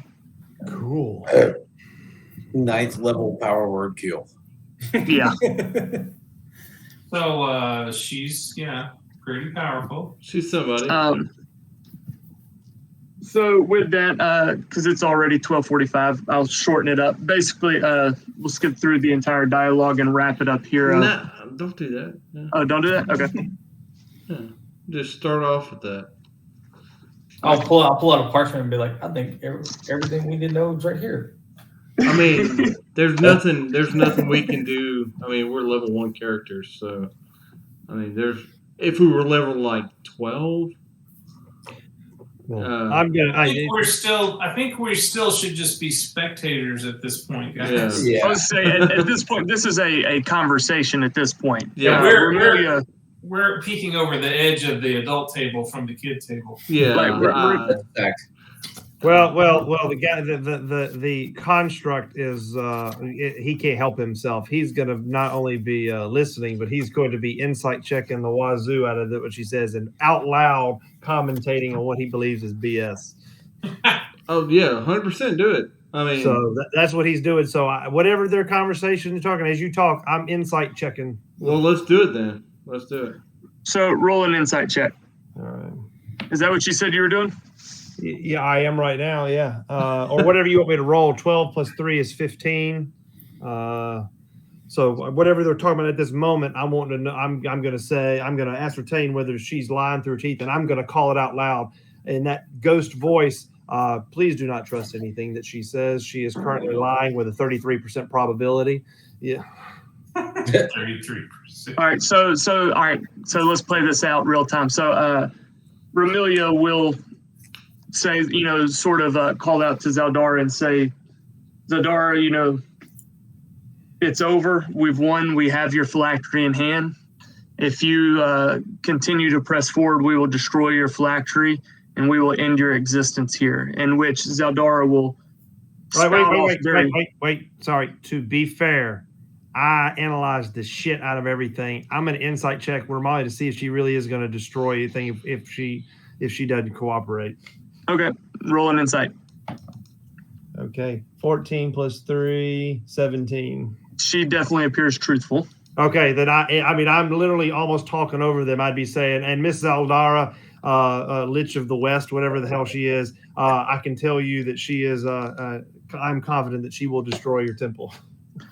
Zaldara will spout off in anger, sort of insulting all of you, talking about how powerful she is, and if you even dare attempt to destroy her phylactery, she's going to just absolutely wipe all of you from the face of Faerun. Insight check? I would insight check that. Crit fail. Crit fail? Crit fail. You believe that she absolutely is capable of wiping you all off Faerun in this moment if y'all don't release the flag. The other direction, like I told him, nope, she's lying. Yeah, and I'm on his back. I'm like, oh shit. No, hold on. So here's the thing: you got a crit fail. Yeah, I got a crit fail. Yeah. Yeah. So I'm saying is you believe her. Because technically, if you would have succeeded, you would know that she's actually in a very weakened state and could be taken right now. You know what I'm saying? If pressed to fight. Gotcha. Then I'm going to then. Like I said, I was just hoping it would be with a crit fail, a detriment to the group. No, I would then. Yeah, I would look at the party and say she is not lying at all. Believe every word she says. Bow and fealty till Zeldar. Yeah. And also Ted would be like, bros. This is going to be bad.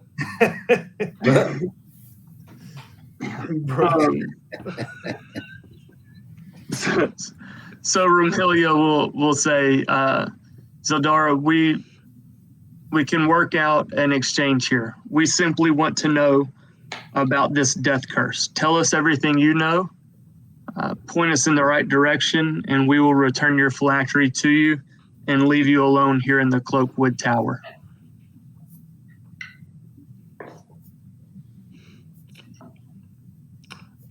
Nobody, nothing? All right. Yeah, you get no bear in here. Okay. Yeah, fair point. You got no bear yet. Nobody's got to spit on yet.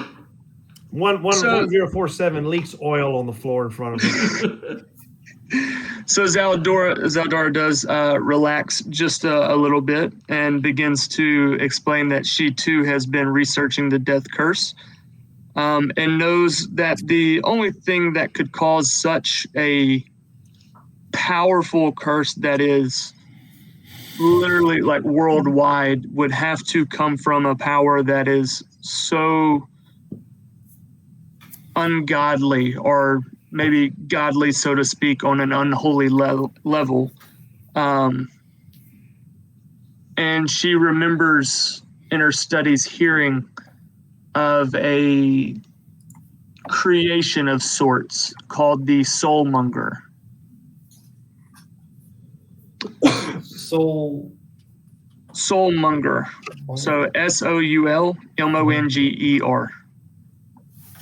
Soulmonger. That means nothing to me. She explains she doesn't know entirely what it does or what its purpose is beyond consuming souls. But she does know that the energy that is gathered by it from all these perishing from the death curse is enough to power an undead being that would rival the power of a god.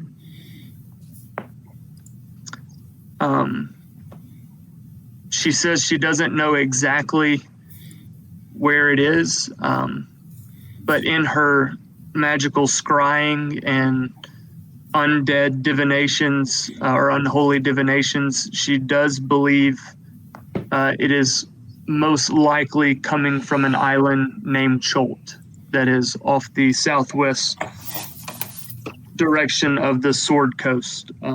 Further south than the Sword Coast, down below Callum off to the west of that, on an island named Cholt.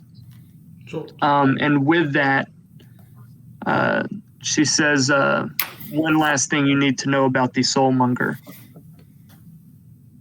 Where I have heard that name before, and in the writings of where it has been spoken about, has come from the one and only Assyric.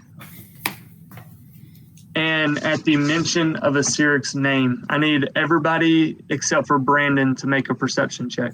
Oh shit! All right. Perception. 19. It's nice being smart for a change. 21. 21? How do you spell Assyric? Yeah, I got it. Hold on. Ask Eric. Here, I'm gonna. Ask Eric. Dang. I'm rolling 9 with the +9. No, +5. So I rolled 4. So here's what I'm gonna do. I'm actually gonna make this edited by, or able to be edited by all of you. It is now in your journal. It's a picture of Assyric. There should be no info written beneath it, so you can actually begin to fill it in as you wish, or if you want to take notes there. Yeah. But that will now be, should be under the player handouts tab there, Yeah. We got under named NPCs. it. Yeah, we got it. All right. All right, sorry. Perception rolls, though, what did we have? We had Cram had a 19. Yeah. Is that right? Yeah. Yeah, I had 21. You had a 21. That's it. All right. At the mention of Assyric's name, Trevor and Jared both notice suddenly Dieter, almost in pain, grabs his head like there's a bit of a headache. And with that, Dieter, you have a quick, almost not necessarily a memory or a premonition either, almost a sort of mixture of the two. You have a flash, and you feel as though you were standing in a dungeon on a rocky platform, and underneath you and around you is lava lighting up the room. You feel an intense heat, and before you, you see a Assyric standing in front of you, and some sort of magical sphere off to the right. All of this you see in literally half a second as you sort of snap back out of it. I just kind of shake my head, and anybody else who's still looking will see Dieter's grip on his sword just get a little tighter. And as that's all happening, Ramilia and Zaldara are still in conversation. This obviously happened off to the side here, but as the deal is done, Ramilia does honor her promise to Zaldara and returns her spell book to her phylactery to her in the exchange for the information, and y'all part ways. What did you say? What did you say that Azarac was? Assyric? Assyric, sorry. What did I say he was? I did, or did they say? A very powerful lich. I would say Zaldara says a very powerful lich named Assyric. As I see Mumbles over here have a swooning moment, I'll walk over and grab him on the shoulder before Haven Tree hands the book back. Be like, are you seriously going to honor this deal with her? But you ask Haven Tree? Yeah. As I kind of grab I can't remember his name. Yeah. Diedrich, by the shoulder, and kind of look at him as he comes out of his little moment, and be like, "Are you going to give her? Seriously going to give this book back to her?" Haven Tree looks at you a little bit curious and says, well, I did make a deal with Zeldara that if she gave us the information, we would return it. And you hear Zeldara kind of off the distance, almost in a panic and anxiety, yell back, "Give it to me."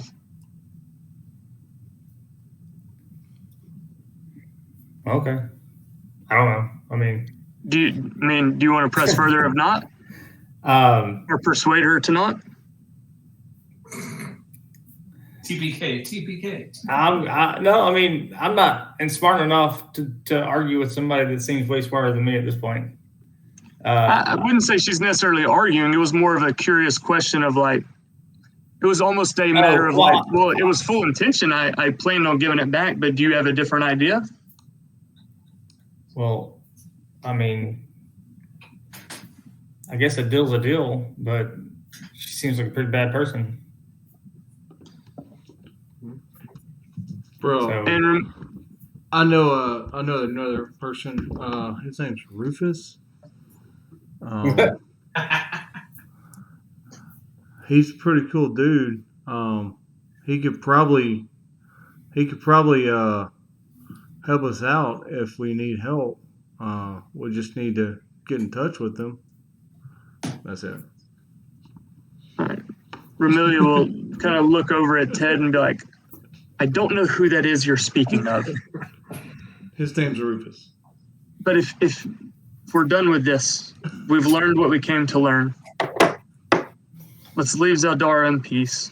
Let's go our separate ways. Fair enough. And we can begin our search for the Soulmonger and the source of this death curse." yes, let's do that. And with that, session 1 will be ended as you take your journey back to Baldur's Gate. Everyone will level up to level 2. Nice. Tweet. That was kind of. We should level up every session. Honestly, the first like 2 or 3, you might. Good, because I need to get to 5. Thanks. My goal is I would like for y'all to be at 5 before y'all head off into the dangers of the jungle. But we'll see. You might be at 4. Depends on what all y'all do. What's going on? Are you rolling hit points at this point? It's up to y'all. Yeah, buddy. I'll roll. Oh, nice. Sorry, hey, I'll add one more thing. I'll just put it in the handout for later. Y'all can look at it later with a Sirak. Or Asarak. Sirak. A Sirak. Ooh, good roll. I would say a Sirak is known to be one of the most powerful liches, who, instead of using his magic to ascend to godhood, as other liches have tried to do before, he prefers to remain a lich and create other semi-deity beings as toys and pets. Loves traps more than anything, and loves building dungeons and mazes filled with traps and setting adventurers off to discover the treasures within, as for amusement. You're a fucking maze master. So that is a known quality of a Sirak, and it was also described that a Sirak puts Vecna to shame. Oh, perfect. Oh, that's great. Great. Whereas Vecna, like many other liches, attempted to reach godhood, a Sirak was like, could have, and was just like, nah, I've got better things to do. Yeah, like kill everybody else. And a Sirak is known for grabbing people from other worlds and other material planes and mix matching them into other material planes for his own amusement. I like it. That's It would be like a bad band of brothers. so he's doing like some. We don't have to be good. I'm just So saying. he's mutating different people into one person. Well, like he could literally take someone from Toril and let's say grab them and throw them into, let's say, Eberron. Yeah. I'm just saying we don't. And he does that for amusement. We don't have to be good in this campaign. Although I'm just. Well, y'all successfully made it through the first deal without dying. Woo! Yeah, but I'm playing the clueless son of a bitch. That We taking a risk? This will be y'all are journeying back to Baldur's Gate, where you will be able to take a long rest there, recover, and prepare for the next step of the journey. If you also choose to take the next step of the journey. Oh yeah, for sure. I don't know. Level 2. I'm just I get an action surge now, though, so that's Oh, nice. That's very helpful for sure. I will say y'all did miss about half the things that I was worried were going to kill y'all. Y'all avoided all of them going the route y'all went. No, that's why Dieter was like, let's go back the way we came. I'm only saying I was genuinely worried somebody was going to die the other way. I'm only saying this because if it was Baron in there, we probably would have all died. I just had to keep my mouth shut. But I was like, the other way seemed so much less harmless, or it seemed more harmless, yet was probably the thing that was going to end up killing y'all. Perfect. Nice. Yeah, that probably would have happened. But I got to ride a what are you? I am a Warforged. He's a robot. I know, but Magical robot. Yeah, basically a construct. I'm sentient. I'm actually humanoid, meaning that magic and stuff works on me, and I gotcha. You know, I can be healed and things like that. But yeah, I was constructed from like steel and stuff using arcane. I was thinking you could certainly carry me. That's all else. Yeah, I'm 3 feet tall, so. I was surprised that's where the phylactery was. I thought those steps to the left were going down into the basement. No, and oddly enough, it's a weird thing about the way it was built is those stairs lead up to the tower. And if you went in that room, you would hear the fighting going on upstairs. And if you still tried to proceed up there, you would encounter a flesh golem on the stairs who would chase you back down. Perfect. Maybe chase us back there. Well, or I don't know. Our raging barbarian with 15 feet of reach probably could have taken it. Well, so I got a Warforged and I got a barbarian. So my halfling is gonna very rarely walk ever. You do have 2 rides built in the party. Let's just say that you're gonna have trouble riding Dieter after level 3. You won't be surprised. Hey, I will say this as well. I really thought if Trevor hadn't kicked open the door in the prison room, to leave the prison, there was at least 2 of those doors. If y'all opened up, that it probably might. I mean, it could have gone south. Typicated. My character does not like being in prisons. Yeah. I gathered. But I go, there was one. I go, not that they're like strong or anything, but just the sheer number behind one of them there was 10 different crawling hands behind one door. Oh wow! Oh, yeah. We know about those. Yeah. That's just an action economy thing. Even if you wipe them all out in one turn. That's what I go. Just out of pure numbers, I go. If 7 of them moved before y'all did, and hit, you know what I'm saying? It could take somebody down. Oh yeah. 1 hit point at a time. 1 hit point at a time. Well, yeah, that's why. We already had somebody go down very first freaking. Yeah, we did. I got the first kill of the campaign and the first down of the campaign. That's why I took Goodberry. Honestly, I was like, that will be the most helpful spell of the entire campaign. So it's going to be a race for me and the bugbear for hit points, I guess. Yeah, you can have all of them. 'Cause Like, what do you mean? How many hit? What's your hit die? 10. Whew, man. Mine's a D12. yeah, Yeah. Yep. We're Baron's gonna have some beefy tanks. I'll be in third there then. yeah. What's a monk? Is a monk an 8? Yeah, I'm an 8. Yeah. But you're Uh, like We're right at 135 feet now if I want to. You can run 135 feet. I can take a dash. I can dash. I got 10 extra feet of movement for 45 feet.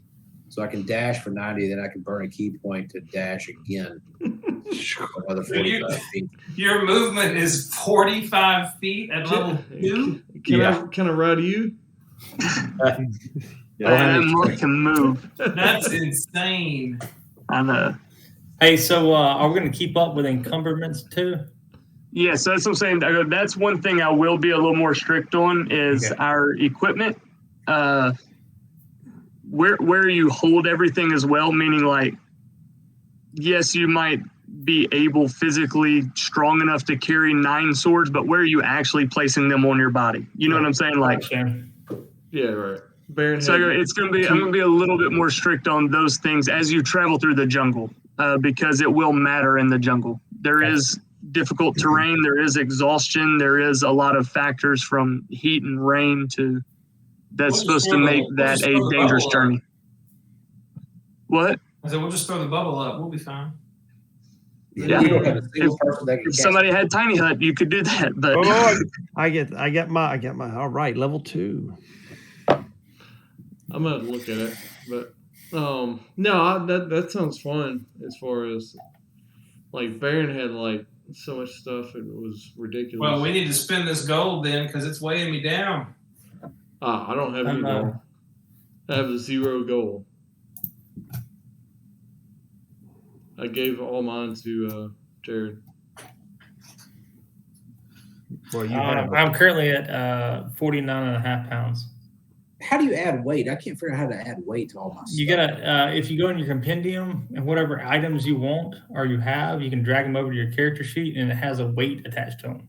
Okay. I just manually put 49 pounds left. No. I can carry 510 pounds.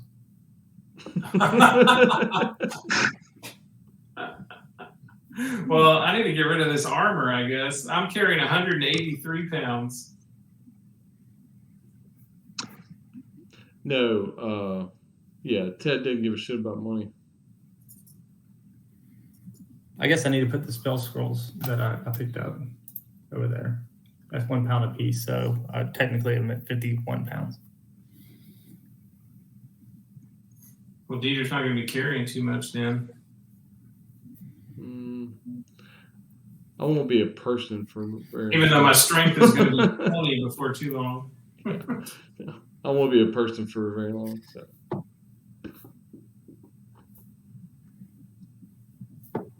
So your carrying capacity is 15 times your strength score. Yeah. So what's 15 times 0? No, your score, not your modifier. Oh. So 150 for you, I guess. Yeah, so 150. Yeah. So I'll be at 300 before too long, hopefully. I get to double mine. Yeah, that's right, because you're a large creature. Yeah, well, it's a powerful build feature. yeah, powerful build. Yeah, but that's right, and it's halved for small, right? Yeah, I think so.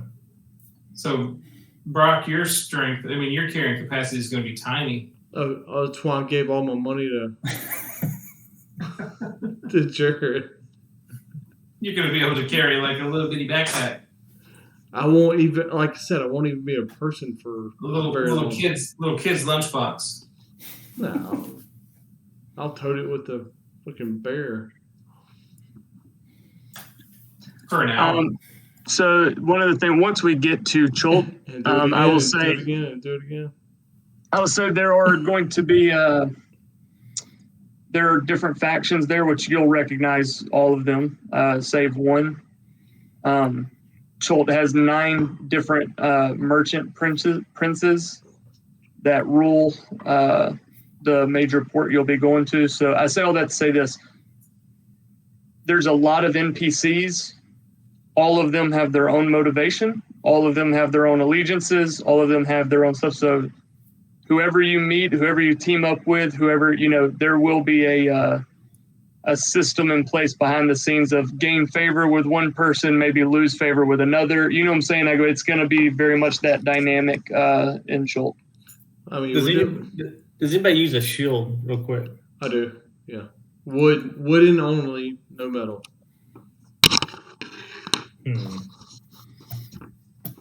Well, I thought we have like 2 people with shields, don't we? I have a shield. I'm a two-handed fighter. I mean, I could use a shield, but I'm a Oh, I thought somebody else had a shield I mean, besides Cram. oh yeah. I do. You do? I do. It's a wooden shield. Druids can only use wooden shields. Yeah.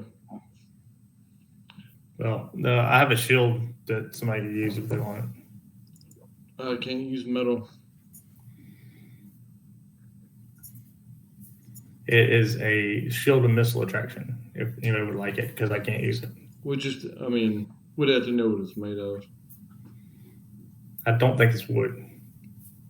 I'll be more than happy if Ted is not going to. I'll take a look at it. I can, or investigate Arcana, check it or whatever. I don't think I can take it. I wouldn't know if it was a shield. It's just a shield with a spider on it.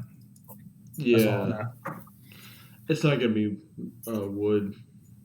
Well, I guess we could go ahead and check. Are we able to go ahead and check that? You can spend some time. I'd say maybe on the journey back, you can spend some time familiarizing yourself with it, or quote unquote attuning with it. Well, before I tune it, I'd want to kind of see what it is. Yeah, Looks like a shield, man. Oh boy, I don't want it to blow up on me. Well, maybe because when I attune to stuff, it becomes part of me. maybe I know. maybe I if we would get back say- in town, we can have somebody look at it. Yeah, I was gonna say, you know what? Are we traveling with like a powerful magic-y person? That's what I was about to say. You are traveling with a group of high, powerful magic users, so one of them can identify for you on the journey back.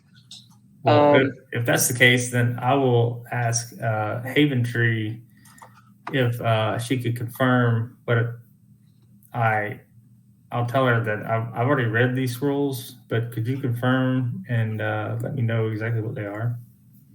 She'll kind of look at you very curiously and be like, "Sure." And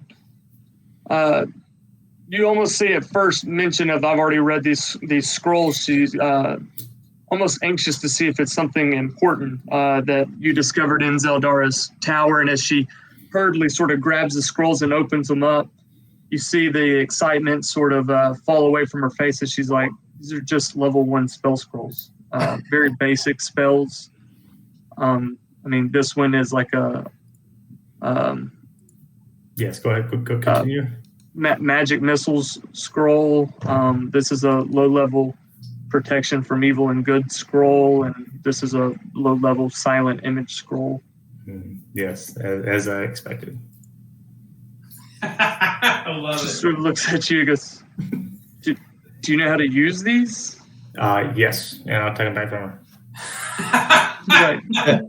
She'll hand them over, absolutely, and just kind of look at you, almost like a little bit of a side eye, as she just mentally kind of pictures you trying and attempting to use a spell scroll. I can't read. And I walk away. I think we all gathered that. And I said it out loud. I couldn't hold it back from her. So, and the shield has been handed over to Cram. Well, yeah, if she told us what it was. So on the journey back, one of the magic users spends some time identifying it, and he does indeed identify it as a shield of missile attraction.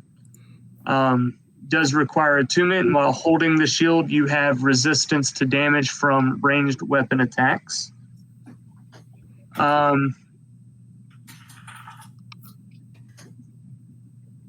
Yeah. I think you can. Let me see. Doesn't it? You can take an attack off from somebody else. Nope, not this one. Not that one. Okay.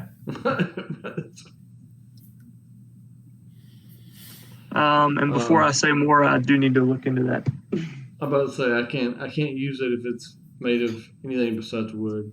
So. Yeah, it does have a lot of metal on it. Okay. Give me 1 second.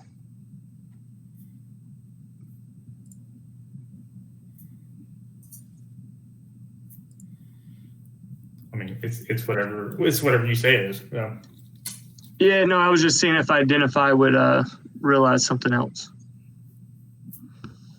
No, I don't think so.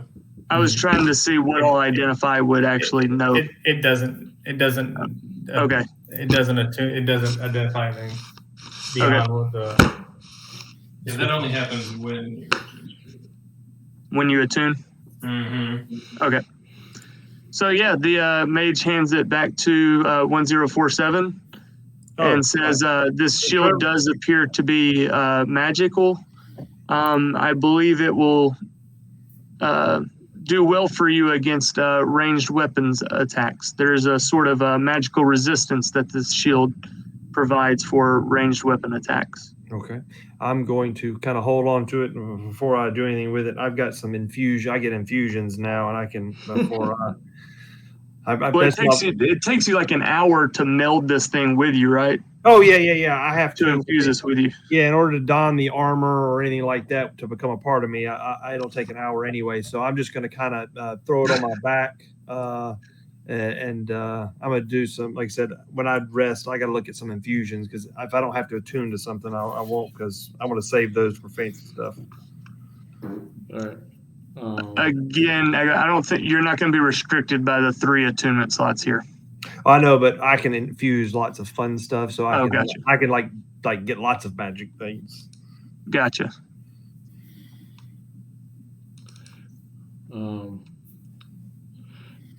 Yeah, so Ted's gonna bunker up with R2D2 over here,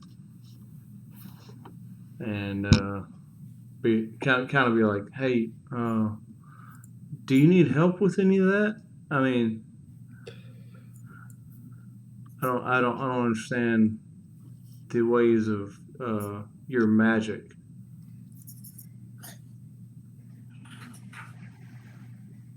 I'm excited. He doesn't need help. No, I understand that, but No, he can't hear you. oh, he can't hear me. Who are you talking to? Jared. Oh yeah, I was like, I don't think he heard you. Oh, you heard me? You said something? What? That's fine. Don't worry about it. I really didn't hear you. I was talking to myself. Oh, I'm sorry. No. In and out of character. Oh yeah. I was out of character. I was excited about my infusions. Yeah. No. No, that's fine. Don't worry about it. Oh, well, sorry, I wasn't paying attention. My bad. Hey, never mind. I'm gonna get rid of the shield on my character. Hey, don't forget you can actually speak telepathically with all those around you. No, I can. How do you do that? No, that's just like a racial ability for your Ghostwise Halfling. I can now. I think it's second level, right? No, that's what I'm saying. Just for the fact of being a Ghostwise Halfling, they all have that ability. Yeah. Just naturally as a race. Well, what I'm okay. The plan is to give whatever buffs I can give and turn to a beast.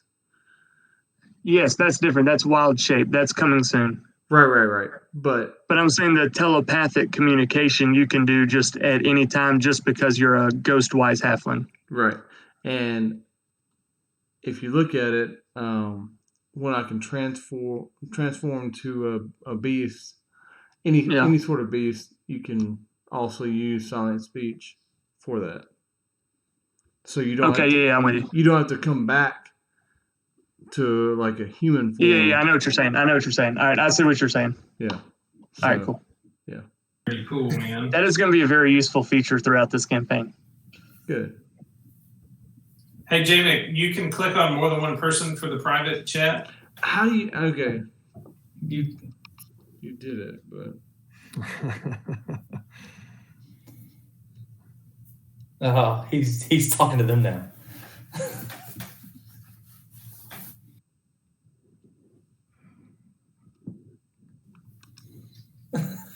How do you do that? That is cool. That's cool. He's the only one that can do it. Oh, okay. Yeah, that's a DM. So, but you're right. I got that. That's a cool thing for if 2 out of 3 of you pass a perception check, just pull those 2 in and tell them 2 what they see. Yeah. Yeah. That's the way to go. Yeah. All right, that's kind of cool. That'll be really interesting. neat. I'm glad you discovered that. That's awesome. Yeah, all by accident. I was trying to, because I didn't do my whisper macro, and I You saw don't this need little. it. You got like the boss whisper macro. I know. Well, that's what I'm saying. I saw this little chat bubble pop up in the top of Trevor's window, so I clicked on it thinking maybe it would like auto-populate a whisper deal, and instead it isolated y'all. Yeah, and I was like, oh snap, that's cool. So you can just click on the people you want to talk to. Yeah. That's Nice. really cool. Or if you have a question or something, yeah, that's neat. Yeah. Yeah, just cancel everybody else out for a second.